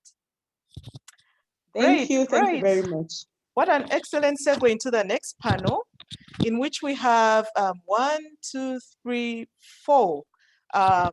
panelists who will lead us along the theme, let's choose to change, to challenge gendered poverty in Africa. And the first panelist we have is Ms. Sitabile Dewa. Ms. Sitabile Dewa is the director for the Women's Academy for Political Excellence, and she will take the floor now with her brief presentation. Welcome, Mrs. Dewa. Thank you, Madam Moderator. Someone muted my video from the organizers. May you please switch it on? You are on, we can see you. Oh, okay. I can't see from this side. No, that's fine. Good afternoon, everyone, and thank you to the organizers for organizing such an important platform as we commemorate the International Women's Day 2021 under the theme #Choose to Challenge. My topic is let's choose to challenge the discriminatory gender roles to realize women and girls' economic empowerment. I'm going to center on 5 key points that continue to inhibit women and girls from realizing their full potential in terms of economic emancipation and empowerment. The first point remains the issue of patriarchy. Patriarchy remains one of the biggest stumbling block to women's economic participation, as most women are struggling across Africa to put food on the table. With the advent of COVID-19, the situation is actually going out of control, and there isn't much that is being done by governments to make sure that women and girls are catered for. We have so many women who are trying to make it in the leadership and economic sector, but because of patriarchy, they have to seek permission, most of the women, from their male counterparts. And when these women do tend to succeed, they have to balance between the domestic community and national responsibilities in terms of promoting their economic participation. You find women have to put hands and feet everywhere, that making it very difficult for them to succeed economically. I want to touch on the issue of socialization. How, as an African continent, we continue to move backwards instead of forward in terms of modernizing our way of doing things. Right now, we have old curriculums in most schools that do perpetuate the current discriminatory behaviors and social norms that continue to sideline women and girls in owning the levers of the economy. I want to also touch on the current challenges that have been caused by the COVID-19 pandemic. We have now women doing a lot of work, homeschooling, where you find women have to catch up on their work. They have to also make sure that their children are catered for and they do their work. That is, if they can afford to have online learning. We have children that are lagging behind girl child in terms of being part of the online learning, because technology is not something that you can find easily in Africa. So in terms of challenging, I want to challenge civil society organizations and other various stakeholders to continue to engage our member states to make sure that they promote and prioritize the issue of technology going forward, because it is going to take years for the girl child to kind of like catch up with others because of so many inhibiting factors. I want to touch on the issue of our formalized economies. About 80% of most African economies are very informal, and 75% of those who you find in the informal sector are women. And during the COVID-19 era, you would see in most countries the informal sector was closed and it wasn't allowed to operate as an essential service. So you would find women now stuck at home with nothing to feed the children, further exacerbating the level of poverty you find in women, both in the urban and in the rural areas. So in terms of choosing to challenge, let's challenge our different countries to formalize the economy, because if women could work in a formal environment, they'll be able to access credits and loans to make sure that they boost and recover from the current mess that COVID-19 is instilled upon our communities. I want to touch on the burden of unpaid care as my fourth point, the burden of unpaid care and domestic work on women. If you check with the advent of COVID-19, about 75% of the world's total unpaid care work is performed by women. This is from cleaning the house, taking care of the sick, firewood collection. Right now, another new burden of taking care of COVID-19 patients with no techniques or skills or experience whatsoever. Our governments have not done much in terms of raising awareness on the young women with disabilities and young girls to take care of COVID-19 patients. So you find women being now burdened with the responsibility to take care on home-based care, something that we did not even know how to do it before. Yet men get excused to do other productive things within the communities. So it is also upon us as women leaders to make sure when we are doing our programming to mainstream men, boys, and men with disabilities, to make sure they understand the negative implications of unpaid care and domestic work on women and girls. I want to touch on my last point, which is most women in Africa, they occupy low-level leadership positions. So with the advent of COVID-19, most of the work is being done virtually. And you find women have little skills in terms of catching up on the Zoom meetings, on the Teams, on submitting things, and even those in the informal sector, they're really finding it difficult to submit whatever that they are selling online. Yet men are able to do that. So this is something that our governments really need to consider and make sure that they incorporate and do retrainings for women, especially those who occupy low level and middle level jobs, so that they'll be able to catch up and also help with easing of doing duties and responsibilities, as they also have the responsibility to take care of the family at the family level. I also want to touch on the issue of access to land and issues of inheritance.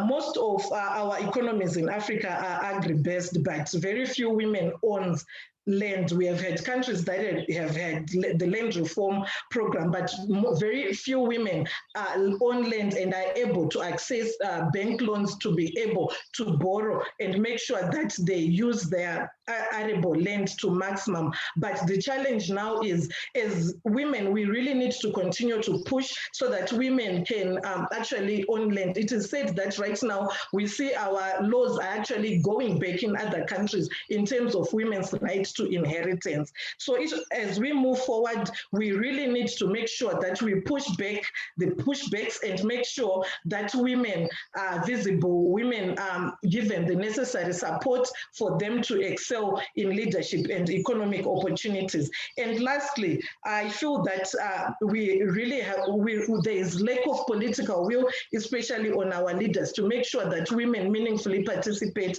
in the economic processes of the country. Issues of corruption, illicit financial flows, lack of transparency and accountability are gendered in Africa, and they tend to be perpetrated more by men, but unfortunately they have a negative bearing on women and girls. And in terms of my concluding remarks and recommendations to the African Union, the first recommendation is there is need for the African women to organize with member states to make sure that they provide the necessary IT skills, techniques, and means for women to also catch up and contribute to these discussions that we are currently having, especially women in rural areas. Data is very expensive in Africa. The smartphones are very expensive. Can there be mechanisms that are put to make sure that women can access those gadgets and platforms so that they'll be able to meaningfully contribute to the economy? The second contribution is on unpaid care and domestic work. I would want to appeal to the African Union to encourage member states to set up specific targets on increased investment in care-related infrastructure and services, such as the Abuja Declaration, where 15% of budgets are supposed to be set aside for health. And lastly, the African Union should convene an expert meeting from civil society, government, African Development Bank, academic institutions, and the African Union to look at the strengthening civil society organizations and partnerships to scale up approaches on unpaid care and domestic work as an economic development and policy issue. Thank you very much once again to the organizers and the facilitator. Back to you.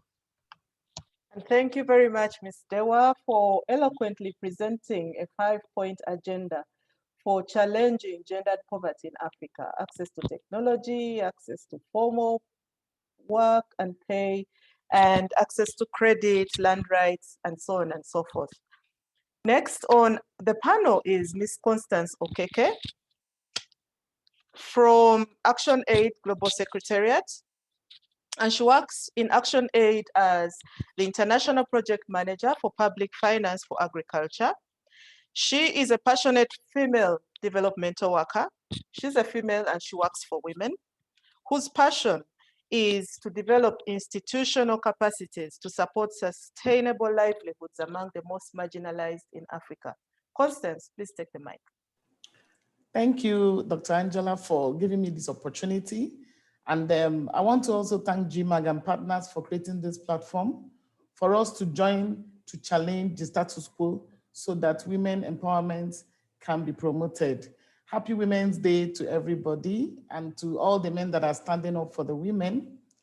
I'll join my voice to what the last speaker have said, but I would like to take it from a little bit different angle. And I would like to start with sharing some key facts, which has been repeated by maybe some of the presenters. We all agree that women make enormous contributions to our economies in different forms, be it in the businesses, be it on the farms or employees, or even doing the unpaid care work at home. So any deliberate investment in women's economic empowerment would definitely set us on the right path to gender equality, poverty eradication, and inclusive growth. But despite this, the women, that's the female gender, still remains largely affected by poverty and discrimination and exploitation. We also know that most times women end up in the insecure low-wage jobs, and they constitute a smaller minority of those in the senior positions. And also this discrimination leads to them having limited access to economic assets, just like our last speaker said, to land, credit, and other resources that are necessary for livelihoods. It also limits their participation in shaping our economy and social policies. And because they perform the bulk of the household work, they are often left with little time to pursue economic opportunities. But then, why do we need economic empowerment for women and girls? First and foremost, it's to fulfill their rights and protect their rights as women, and also to ensure gender equality. And because when you empower and build economic empowerment of women, it will also help them access and control land and other productive resources. They will be able to access decent work and have control over their time, their lives, and their bodies. They will also have increased voice and agency and meaningful participation in economic decision-making spaces at the different levels, like the kind of work we do through the ActionAid work, where we mobilize women farmers to be able to engage policies that affect agriculture financing, where they track and monitor budgets, where they try to participate in budgeting processes. But this cannot be done if they're not given that opportunity and the spaces are not provided. Another reason why we need economic empowerment for women and girls is that it will help us achieve the all agreed sustainable development goals. Is it the goal 5 that is talking about gender equality, or the goal 8 that is promoting full and productive employment and decent work for all? Or is it the ending poverty goal, or the food security goal, or reducing inequalities? It's a whole hog of goals that this can help us achieve. And like I already said, it will help us have inclusive economic growth. So what changes are we seeking to challenge? We believe that our existing economic systems are dramatically failing people and the planet, where you have dominant economic institutions, patriarchal hierarchies like my colleagues have just talked about, and also corporations having to always exploit the different crises, and more currently the COVID pandemic, to further advance their agenda. And at the end of the day, the women and the young and the girls have to bear most of this, because they're already facing multiple forms of discrimination that is based on their race, their class, their age, their sexual orientation, their identity, and all whatnot. But then you can't rule out the issues of the austerity that have really cut out the roles of the state through cost to public services, social protection, and then leaving these women to bear the burden through their unpaid care work and domestic work. You will not leave out the women working in vital public spaces like the health sector, the education, who remain underpaid with poor working conditions. And as much as the thousands of women working in the agricultural and other sectors like the garment sectors, who are also, working in an environmentally damaging and also climate damaging situations without anybody taking care of their issues. We believe that if the public services that are always absent or at times inadequate is not being tackled, we're going to have a problem. We also need to exit from the economic models that exploit and exacerbate women's economic and social and political exclusions, that pollutes and destroys our environment, displacing our communities, incessant insecurities all over. Farmers cannot go to the farm. We are not even sure about our food. And then, the humanitarian crisis that is, rampaging the whole global African system and also condemning our future generations. The young girls are not even left out because they are impacted more due to their age and reproductive roles. So what needs to be done? The African Union and other governments should ensure that countries have physical and policy space to increase public spending on public goods and services, which includes public financing for agriculture, by reversing austerity policies imposed by international financial institutions, among others. Redistributing women's unpaid care work by massively scaling up investment in gender-responsive public services like food, health, education, care, gender-based violence, extension services, and the rest, to ensure that it includes informal economy workers who are mostly women. There is need for us to transform the unjust and corporate controlled production and consumption systems, as well as the food systems that will both exploit the women, paid and unpaid care work, and also degrade our environment. We need to also make use of the current biannual review processes that African Union has introduced to take stock of the progress of agriculture transformation, and especially, and creating enabling environment through gendered policies, partnerships, resourcing, and other measures to accelerate progress towards 2025 Malabo Declaration goals. And this can also be done by introducing the gender biannual review indicators that will help us measure clearly and articulately how these processes have impacted on women. There's also need to ensure that women and their organizations are in leadership of the decision-making, implementation of the different empowerment programs, and most especially the COVID-19 and recovery policies, and that their knowledge and expertise and experiences are prioritized as the most excessively affected and in the front line of defending rights and responding to crisis.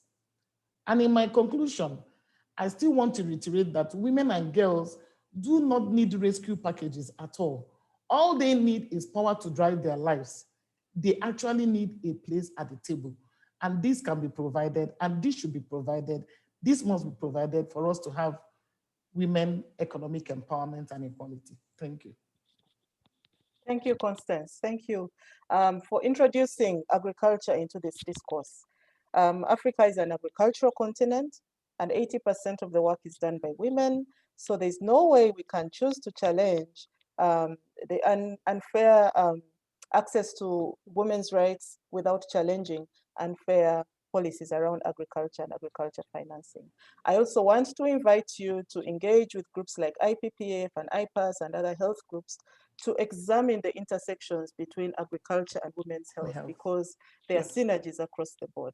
But thank you so much for highlighting how agriculture is important to this discourse. Thank you.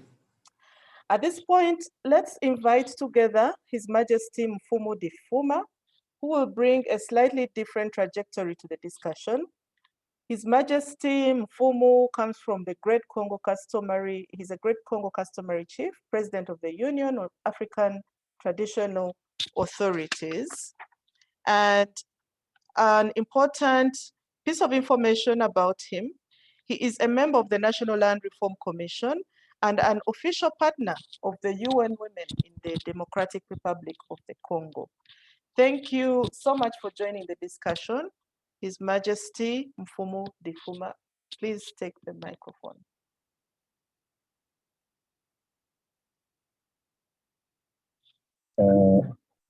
Oui, ça va là, on m'écoute.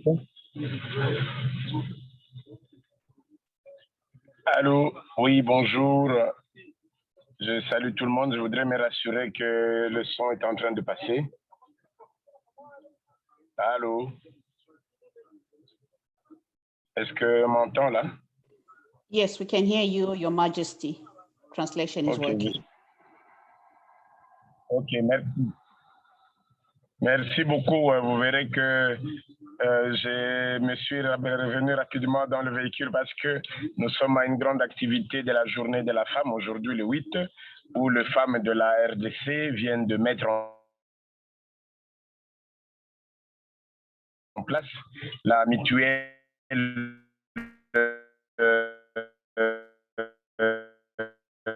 l'idée à ce que la femme s'y retrouve. Et donc ici, je voudrais avant tout remercier JIMAC pour le grand travail qu'il est en train d'abattre, qui est celle de replacer la femme dans sa vraie valeur ou dans ce qu'on appelle ce droit. Je voudrais remercier ici l'ONU Femmes Afrique qui nous a associés depuis quelques années à nous battre pour discuter ensemble avec eux des préoccupations qu'ils ont de la femme et des préoccupations que nous avons de ce que je peux appeler les droits, devoirs et obligations de la femme. Et aussi voir par rapport à tout ce qu'on peut appeler les outils internationaux, quel est l'apport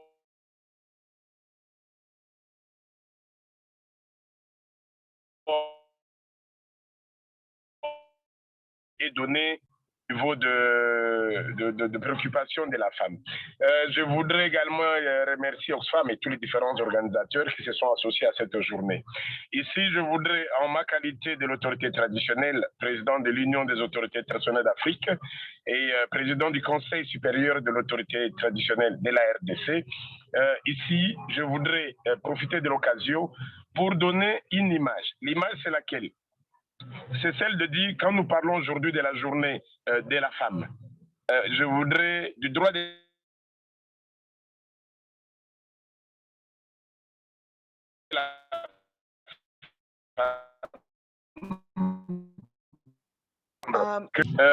l'historique même de ce qu'on peut apporter à la femme aujourd'hui, c'est l'encourager. Le son, est-ce que là, vous m'entendez? Là, ça passe bien? Allô? Ça passe bien là? Yes, that is much better. Oui, je crois Thank qu'on you. est dans un milieu, le chef de l'État, dans une grande activité, certainement. Mais je prends rapidement de l'espace dans les 10 minutes qui me sont accordées pour vite donner un avis. Et en fait, comme je disais, c'est vous remercier vraiment de cette opportunité. Mais je suis en train de dire, quand on parle de la révalorisation de la femme, ça veut dire la révalorisation ou la réhabilitation, c'est quelqu'un qui avait une valeur ou qui l'a perdu, qu'on doit renouveler, qu'on doit rénover, réhabiliter. Et c'est dans ce sens que nous comprenons le problème de la femme aujourd'hui. Parce que vous allez remonter l'histoire de la culture de la femme africaine, vous vous rendrez compte que même dans l'histoire antique, c'est la femme africaine qui tenait la barque. C'est la femme africaine qu'on retrouve au devant même dans toute... vous pouvez revoir tous les monuments que vous avez en Égypte, dans l'ensemble des pays d'Afrique. Vous allez voir que la femme a toujours été mise en avant-plan. Pourquoi? Parce que la femme, c'est elle qui donne la vie. La femme, c'est elle qui forme. La femme, c'est la ministre de l'Éducation permanente. C'est elle qui nous éduque à partir du fœtus. Son fœtus, c'est le monde entier. C'est elle qui nous éduque à partir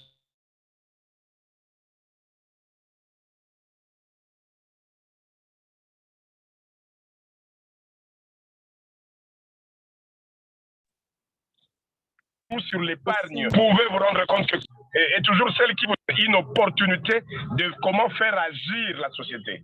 Et donc, je pense, après que nous avions été avec la femme pour mettre fin à ce que nous avions appelé la violence, à mettre fin à ce que nous avions appelé les mariages précoces, pour permettre à la femme de reprendre sa place, de la même manière qu'il faut réhabiliter la femme dans ce qu'on a appelé la femme épargne. L'épargne a toujours été féminin. Nos mamans ont toujours eu un système de protection de protection de l'économie de la famille, de l'économie du pays. Au Ghana, on a connu les Nana Benz. Ce n'est pas des femmes qui avaient de très grandes études, mais qui sont organisées au niveau économique et qui ont tenu l'économie de leur pays. Au niveau Afrique, c'est les femmes qui tiennent le commerce des entités, le commerce des États. Maintenant, quand on va dans l'organisation, par exemple, de mutualité des femmes, quand on va dans l'organisation de fonds, pour financer par exemple l'agricole, pour financer l'artisanat, on a tendance à ne pas tenir compte de la femme qui est le socle de l'agricole. C'est ici que j'aimerais plutôt recommander. Si on veut, dans ce monde de compétition, l'Afrique essaye d'ailleurs de revenir en compétition. L'agricole, vous faites la France. Vous allez dans la campagne, tout est avicole. Tout est agricole. Mais qui sont les grands agriculteurs? Ce sont des hommes. En Afrique, quand vous allez dans le côté agricole, qui sont les femmes? Les agricoles, c'est beaucoup plus des femmes. Mais est-ce que les fonds destinés à l'investissement sont adressés aux femmes? Non. Est-ce que les fonds qu'on met dans des banques pour renouveler les commerces, pour renouveler l'agricole, l'artisanat, les mines, où la femme est en majorité le personnel d'appoint, est-ce qu'on met à leur disposition tous ces montants-là? Je considère que non. Et nous, l'autorité traditionnelle, qui sommes prêts à mettre, qui mettons toutes ces terres à la disposition de la femme, à la disposition des communautés, d'autant plus que la terre a toujours été sous l'honneur de la femme. Et nous constatons que toutes nos mamans ne bénéficient pas de tous ces fonds qui sont mis au niveau des pays, qui sont mis dans les bilatéraux.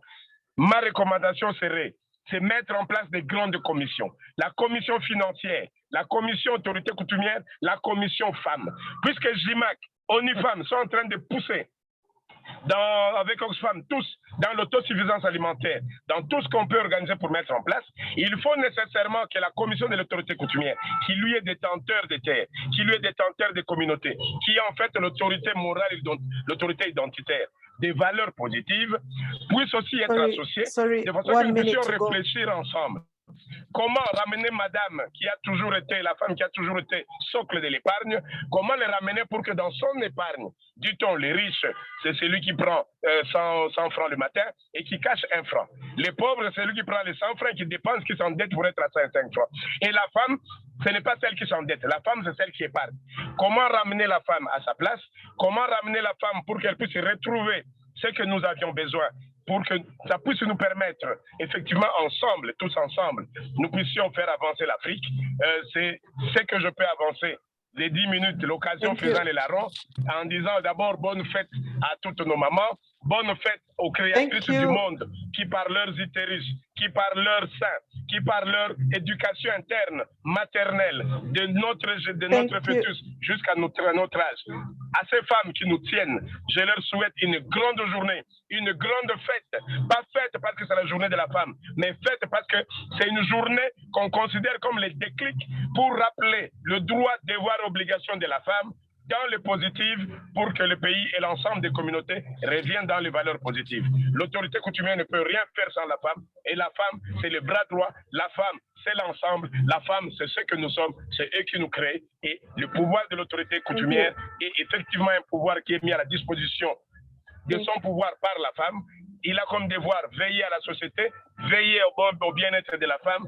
Notre organisation est prête à vous accompagner. Je voudrais que les Nations Unies qui nous suivent puissent comprendre que le socle de l'organisation coutumière, la réorganisation de l'autorité traditionnelle va nous permettre effectivement que nous puissions ensemble pouvoir donner à ce monde le rééquilibrage de la femme. Je voudrais en dernière minute vous parler, parce que quand on veut parler de l'émancipation, vous parlez de la femme plus dans les études. Oui, il y a des niveaux à mettre en place. Au niveau agricole, c'est la femme. Au niveau scientifique, c'est la femme. Marie Curie, qui vient d'être décorée en reconnaissance d'un grand travail fait So thank dans you les very laboratoires Marie much, Curie, Your c'est toujours la Majesty. femme. Et donc, si I'm au niveau afraid scientifique we'll académique, have to cut la short femme je voudrais aussi demander your à la submission. place, si vous permettez une minute, à la place d'encourager ce qu'on peut appeler les lycées et les collèges. Les lycées qui font la promotion de la femme, les collèges qui font la promotion de l'homme, c'est plus revenir dans des écoles mixtes où la compétition dès le bas âge est mise déjà en place entre les garçons et les filles. Et cette compétition de bas âge va remonter en secondaire, va monter en lycée, va monter à l'université. Et vous allez voir que l'équilibre que nous cherchons s'installera de soi-même rapidement. Voilà. Merci beaucoup pour les 10 minutes m'accordées.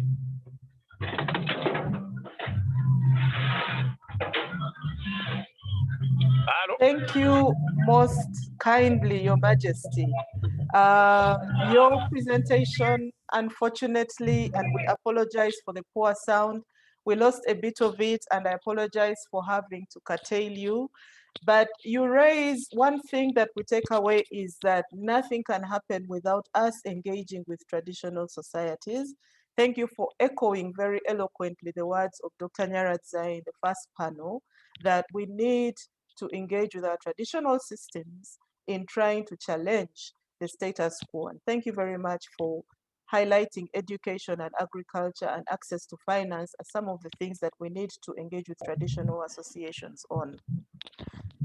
Our last speaker on this panel is going to be Dr. Tapiwa Uchizi Nyasulu Reyemamu, who is the head of gender analysis and monitoring in the Women, Gender and Development Directorate at the African Union Commission. She is speaking on behalf of Mrs. Victoria Maloka, who is the director in the same division. Please welcome Dr. Tapiwa, who has over 15 years of progressive experience in gender mainstreaming, anti-corruption, and social development, among many other areas of development. Dr. Tapiwa, please go ahead with your presentation. 10 minutes, please. Thank you very much, Angela. And all protocols observed. Greetings, everyone, from the political capital of the African Union, that's Addis Ababa. And I'm glad to be here. And I really thank GMAC for inviting the Women, Gender and Youth Directorate to be part of this a celebratory moment that we're witnessing in 2021 of the International Women's Day. And as mentioned, indeed, I'll be presenting on behalf of my acting director, who could not join us due to some family emergency issues. Well, happy International Women's Day to each one of us.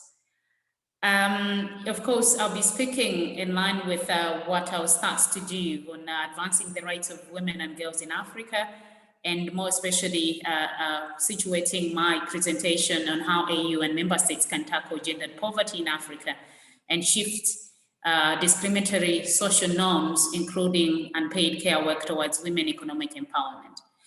Well, on the onset, allow me to mention that as we celebrated, of course, Africa's achievements during the 10 years of the first decade of the African women that spanned from 2010 to 2020, and the 20 years of UN Security Council Resolution 1325 on women, peace and security, and the 25th anniversary of the Beijing Declaration and its platform for action, we also deplored the regression of our gender gains following the COVID-19 pandemic. Among other things, we have seen how this pandemic has contributed to the sharp increase in violence against women and girls, as mentioned by other speakers before me, and also affected many African economies where African women and girls operate, which in turn has exacerbated deep structural injustices, inequalities, and poverty on our continent. The evidence, of course, is mounting that the economic impacts of COVID-19 has hit women very harder, hence exacerbating poverty, in particular in gendered poverty. 74% of the women in Africa are engaged in the informal economy, working as nannies, street vendors, or domestic workers. In these jobs, access to social security, health insurance, or entitlement to sick leave are usually not provided. As such, women are less likely than men to be able to rely on a safety net in a particular jurisdiction. In the formal economy too, we have seen that women are more at risk than men to lose employment. On one hand, women are often active in the areas of work that are the first to fall away in economic crises. For instance, they are overrepresented in the service, tourism, and hospitality industries that is being strongly impacted by the COVID-19 pandemic outbreak. On the other hand, increasing caregiving responsibilities, among other factors, due to we've seen quite a number of quarantine measures and closures of school, has a differential effect on women economically. Given their role in providing most of the informal care within families, they are obliged in many cases to give up work to take care of the children who are out of school and therefore impacting their levels of income. The COVID-19 crisis has implications for the supply of women's labor to the market as well, the market economy. For example, due to the increase in care work, that's because of the schools closure, women reallocate their labor from market to care activities. The restrictions on mobility due to quarantine and similar measures affects both women and men and affect households' resources and women's participation in the workforce, which has reduced due to illnesses. On the labor demand side, orders to close certain businesses such as restaurants, personal care services, non-essential retail due to COVID-19 have reduced demand for paid workers, predominantly in service sector jobs, where larger shares of women do work. Quarantine and public health measures have an adverse effect on informal workers and small-scale enterprises. For example, the livelihood of street vendors is threatened by measures to maintain social distancing. These factors, of course, have a long-term consequences for women's economic and social empowerment, as we saw during the Ebola outbreak, which demonstrated that when women have to give up work during times of crises, they will be confronted with more challenges than men when trying to spring back after the crisis. Furthermore, as they risk losing their jobs, women might have to take up an informal but highly dangerous jobs or exposed to transactional sex for food. Women also comprise much of the smallholder farming sector. I think this is something that has already been mentioned by a previous speaker. Travel restrictions and closure of small agricultural enterprises have reduced the availability of employment opportunities for millions of small-scale traders, who are often predominantly women and girls. Again, we can learn from the Ebola outbreak in West Africa, where women's economic security was adversely affected due to travel restriction. Delay in delivery of goods owing to travel restrictions and increase in transport fares have negatively affected the business of these women and the economic security. Again, I would also want to mention one sector of women that we know that who have been heavily affected are the migrant domestic workers, who often are women and are likely and are strongly suffering from the impact of COVID-19. We've received reports for hundreds of African women migrant workers in the Middle East being deported and more face deportation with serious human rights implications. Migrant workers face regularly unequal power relations with the employers and often do not possess any identification documents. Finally, the instances of female domestic workers being denied to access healthcare and COVID-19 testing as they did not have any identification of documents and are having to pay heavy fines for undocumented stays in the host country when needed to living amidst lockdown measures have been reported. The impact of the deportations will also be seen after the pandemic is over. The remitter says as well that families rely on will be disrupted and can cause serious socioeconomic struggles. Let me come to what the AU and member states ought to do, or we're advising them to do from the Secretariat. As you know, the African Union Commission is a secretariat to the AU as well as the member states. So we play the advisory role as it stands, and it's also facilitating and supporting the implementation of some of these instruments and policies put in place. One way, as you can see in our African continent, which is developing at high speed and at all levels, it is clear that the importance attached to women's role and place is very, very fundamental. As a lever of change and order of the world record for women's entrepreneurship, our continent is not left behind when it comes to promoting women's rights and equality between men and women. As such, the member states should continue supporting women and girls through the Fund for African Women. At this point in time, let me highlight that, well, this fund is being redesigned into a trust fund. So we hope that, well, the member states will continue doing that, because we know that through the Fund for African Women, which started in 2010, has contributed immensely in empowering, empowering women's economic position in the countries. Also, member states ought to implement the newly adopted African Women's Decade on Financial and Economic Inclusion, which was adopted in 2020 rather. And as you know, in 2020, during the African Union Assembly, the heads of state and government, they adopted this new decade, and which reflects the continent's determination to strengthen efforts and mechanisms towards the full implementation of women, essential for sustainable development of our countries. We firmly believe that this new decade will fill the gaps and bring economic and financial justice to African women and girls. Currently, we are in the process of developing a roadmap that will help in terms of the implementation of this decade. And obviously, it's our roadmap where we want to realize and achieve full potential of African women's and girls' economic empowerment. Thirdly, of course, is to make sure that the member states do realign the newly adopted AU strategy on gender equality and women's empowerment, where one of the 4 pillars, of course, talks about maximizing opportunities and outcomes and dividends. And this, of course, it emphasizes on women's economic empowerment and paid care work. It was launched last week during the ministerial consultation in preparation for the pre-CSW 65. So we hope that, well, that's something that will be able to take it up by member states and all other stakeholders involved in order to empower economically the women and girls out there. A minute to go. A minute, please. Yes, I hear you, Dr. Angela.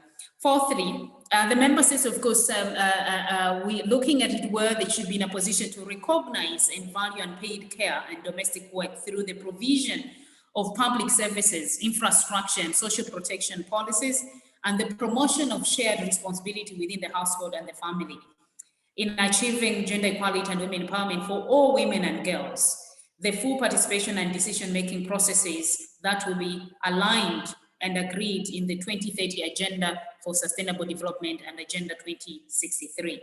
Last but not least, let me highlight the work where our member states are expected, and we're supporting them in promoting and implementing the proposed AU protocol on 30% preferential procurement for women-owned businesses, as well as the proposed AU Women in Trade protocol as part of the Africa Continental Free Trade Agreement.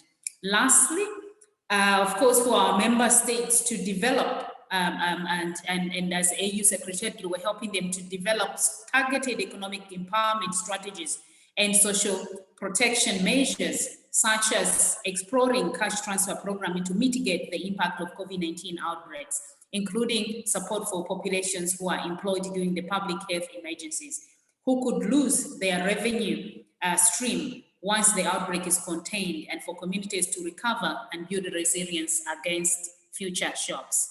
So in short, that's what I would want to, I wanted to highlight in terms of what is expected, and we're supporting our member states in terms of implementing these key actions so that women and girls are economically empowered out there. So happy International Women's Day once again to all of us. Thank you for honoring us with your presentation, Dr. Tapiwa. Happy International Women's Day to you too. And Dr. Tapiwa's presentation brings us to the end of this panel, which was on Let's Choose to Challenge Gendered Poverty in Africa. And she highlighted an unseen portion of women on this continent. Those are the migrant female domestic workers who very often are left out in our programs and policies. And she also highlighted the African Union's interventions in social protection for women-owned businesses and other categories of disadvantaged women. So as a reminder, we started with Mrs. Sitabile Dewa, who was talking about women's engagement in policies. And then we went to Mrs. Constance Okeke, who talked about agricultural finance for women in development. His Majesty Mfumu Difima talked about the role of traditional institutions in uplifting women in all sectors. And lastly, Dr. Tapiwa has just highlighted the need for social protection across the continent in trade, in agriculture, and in all sectors of development. I would now like to highlight the next steps. One is that we shall do a Q&A session, and then Karen Dasa will come back to amplify the voices of young people as she wraps up the next steps and way forward, following which we shall have the closing remarks from Honorable Polile Shakanto, Minister for Justice and Constitutional Affairs in the Kingdom of Eswatini. Right, so at this point, I would like to invite you to put your questions and comments in the chat box.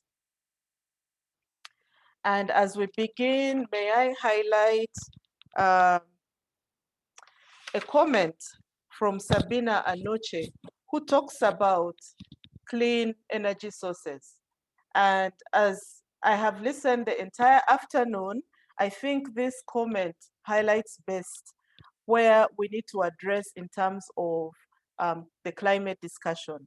We have touched on it here and there, but we have not come out explicitly to talk about the intersection of women's rights and climate, and how unclean sources of energy might impact on women's rights, women's health, and time to engage in economically productive activity.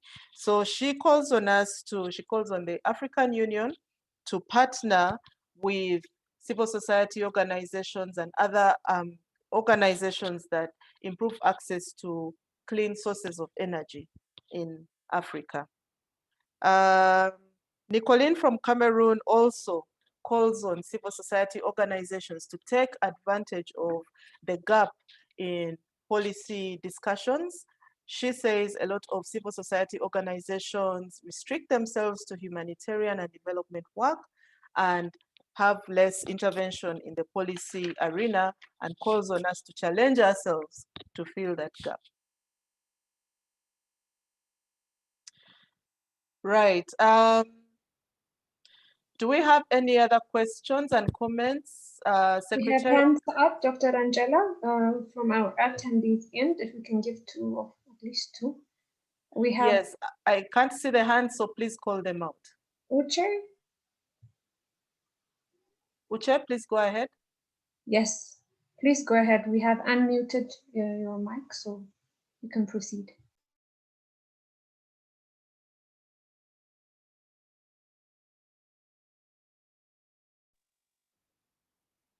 Uche?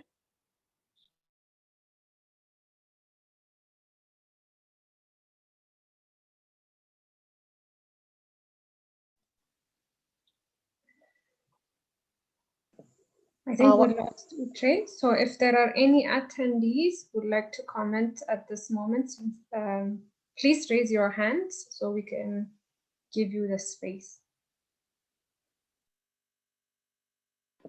Whilst we are waiting for the hands, Dr. Angela, can I ask Karen, the young GMAC woman, to just echo a few sentiments in this session? 2 minutes, Karen. Yes, please go ahead, Karen.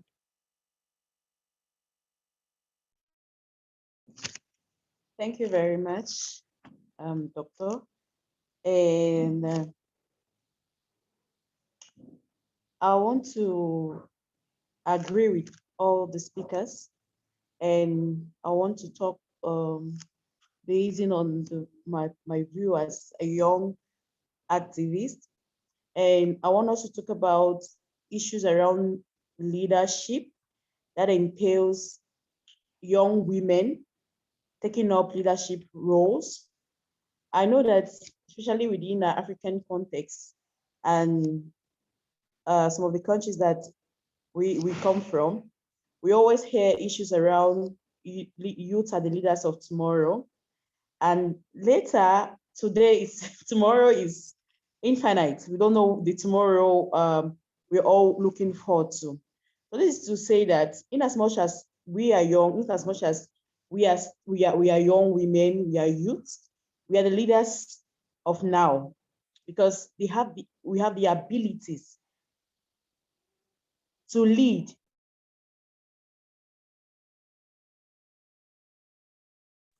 Sorry about that. Okay, so we want to encourage that young women should take up leadership positions. We want to challenge young women to do that.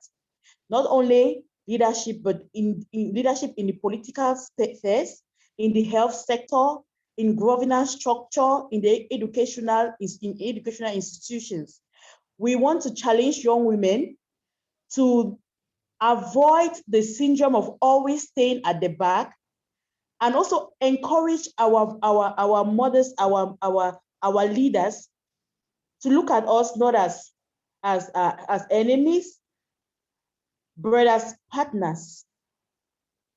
Through mentorship, we are able to deliver, and we are up to the task to sit on the table. We are up to the task to be where decision-making processes are concerning us are being made. And that is very important, and it is critical. With the Generation Equality campaign coming up, we want to ensure that young people in all their diversity have a place to talk about their issues, to make decisions that will affect them directly, and not only being beneficiaries to these decisions. I really want to flag that, and thank you so very much for honoring our invitation. And I want to appreciate the speakers that spoke before me. Thank you all for your time. And I think that on my end, I just wanted to flag that aspect of youth leadership, especially young women. This is a challenge. Thank you very, very much. Great, thank you so much, Karen, and thank you for highlighting the need for mentorship and guidance among the youth in Africa to take up leadership positions. I want to note that there are no hands up, which can mean two things. It can either mean that the session was overwhelming and that people are exhausted, but I don't want to believe that because personally it's been energizing for me. And so the second option is likely to be true, that everything was clear and all the panelists excelled. Uche, are you making a contribution?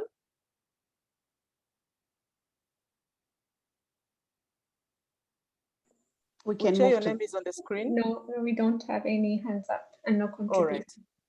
Okay. So at this point in time, I would like us to prepare for the closing ceremony. And as we do that, to ask the Secretariat to wrap up with a summary of the next steps and way forward from this afternoon session.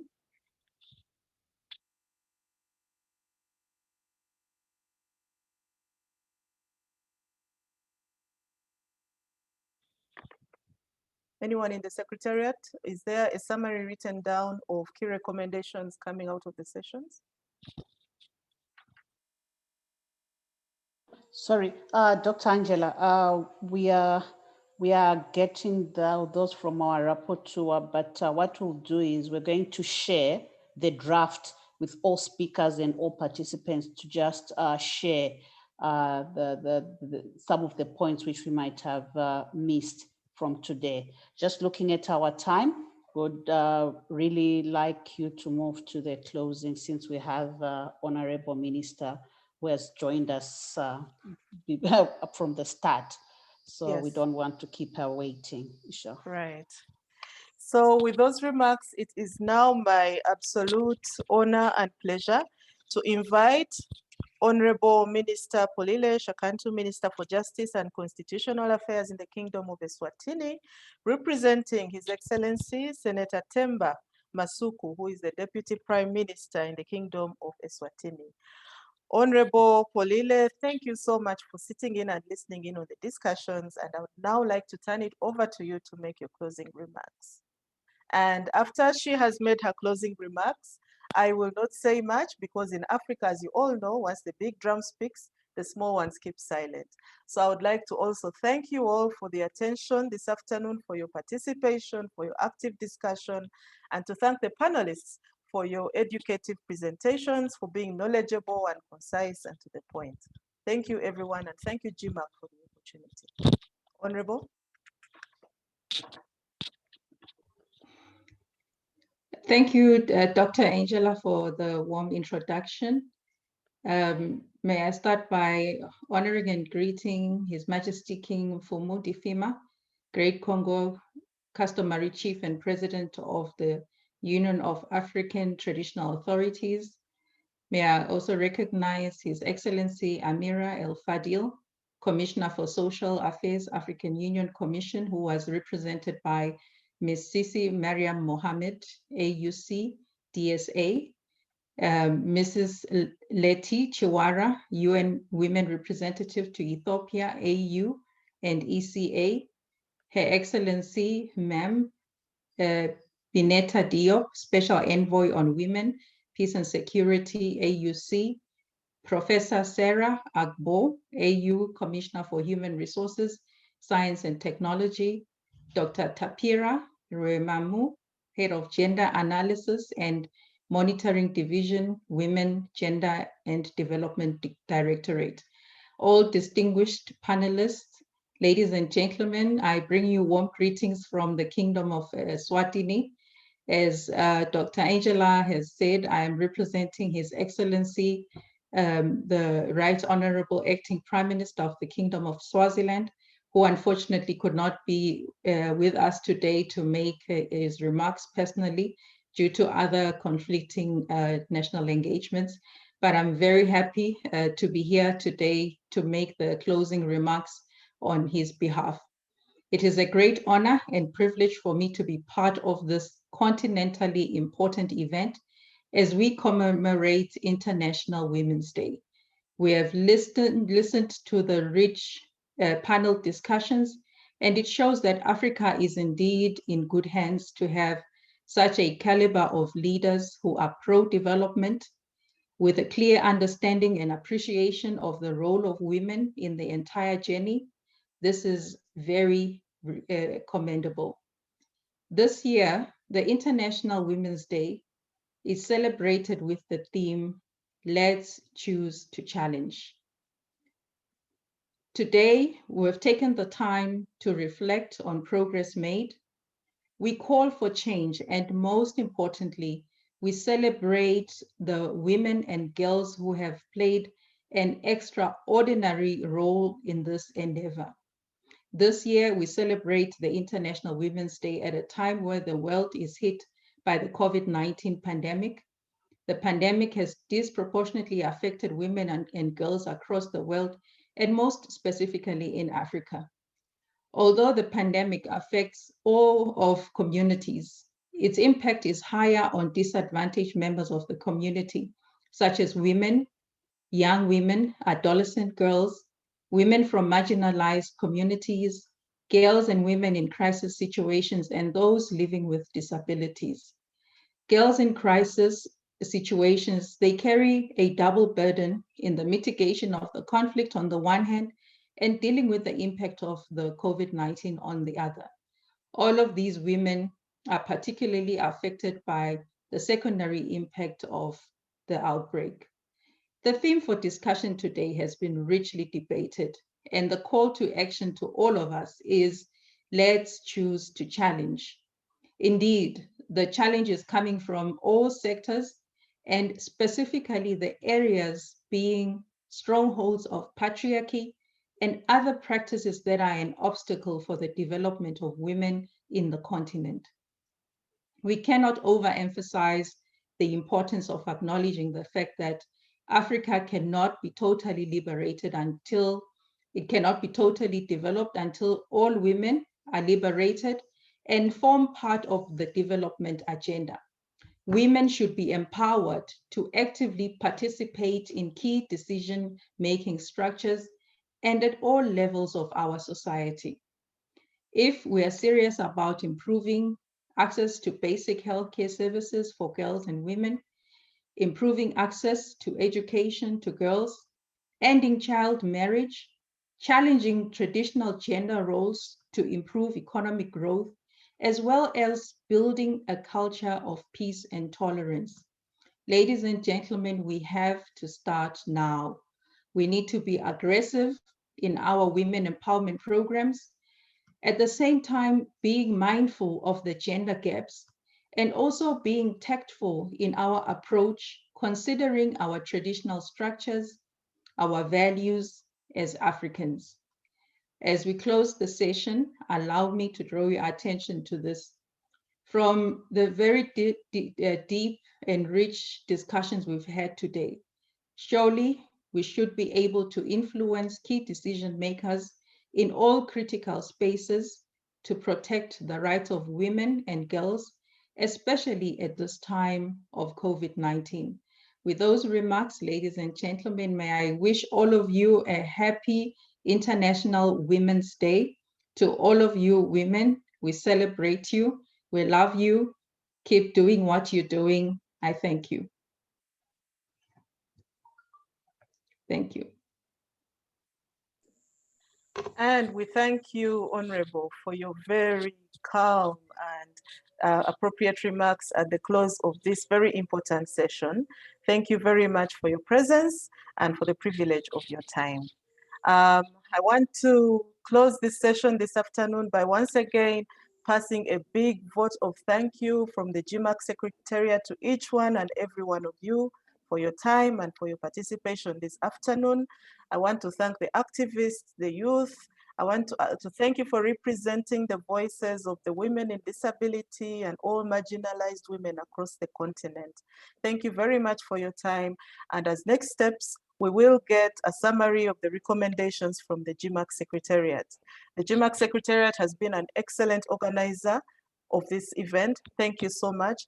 And may you all continue to enjoy a very happy International Women's Day and choose to challenge whatever constraints there are in your setting to women and girls realizing their rights. Thank you, everybody.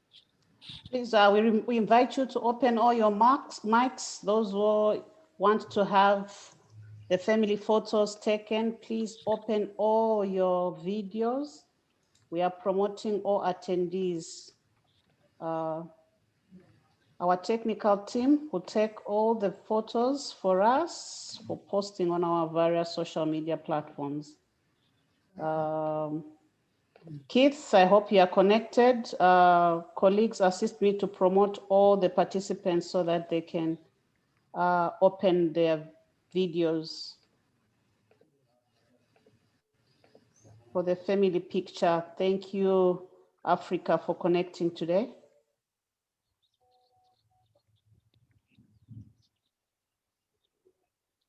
Keith? Yes, I can confirm I'm connected and I'm ready to take the pictures. So page 1, colleagues, it would be nice to see all your smiles. Make a sign, show that we are happy. It's International Women's Day. Can we all just choose to challenge? Please wave, just choose to challenge. Hashtag choose to challenge. Choose to challenge. Choose to challenge. Hashtag, please choose to challenge everyone. Your smiles. Choose to challenge. Thank you. Thank you. Keep on choosing to challenge. Susan, I see you. You haven't done the hashtag. Choose to challenge. Please, please, colleagues. Yes, I see some. Thank you so much, colleagues. Thank you so much, Dr. Tapio. Everyone, we can greet each other. Happy Women's Day, everyone. Happy Women's Day. Thank you, our He's for She's Buba.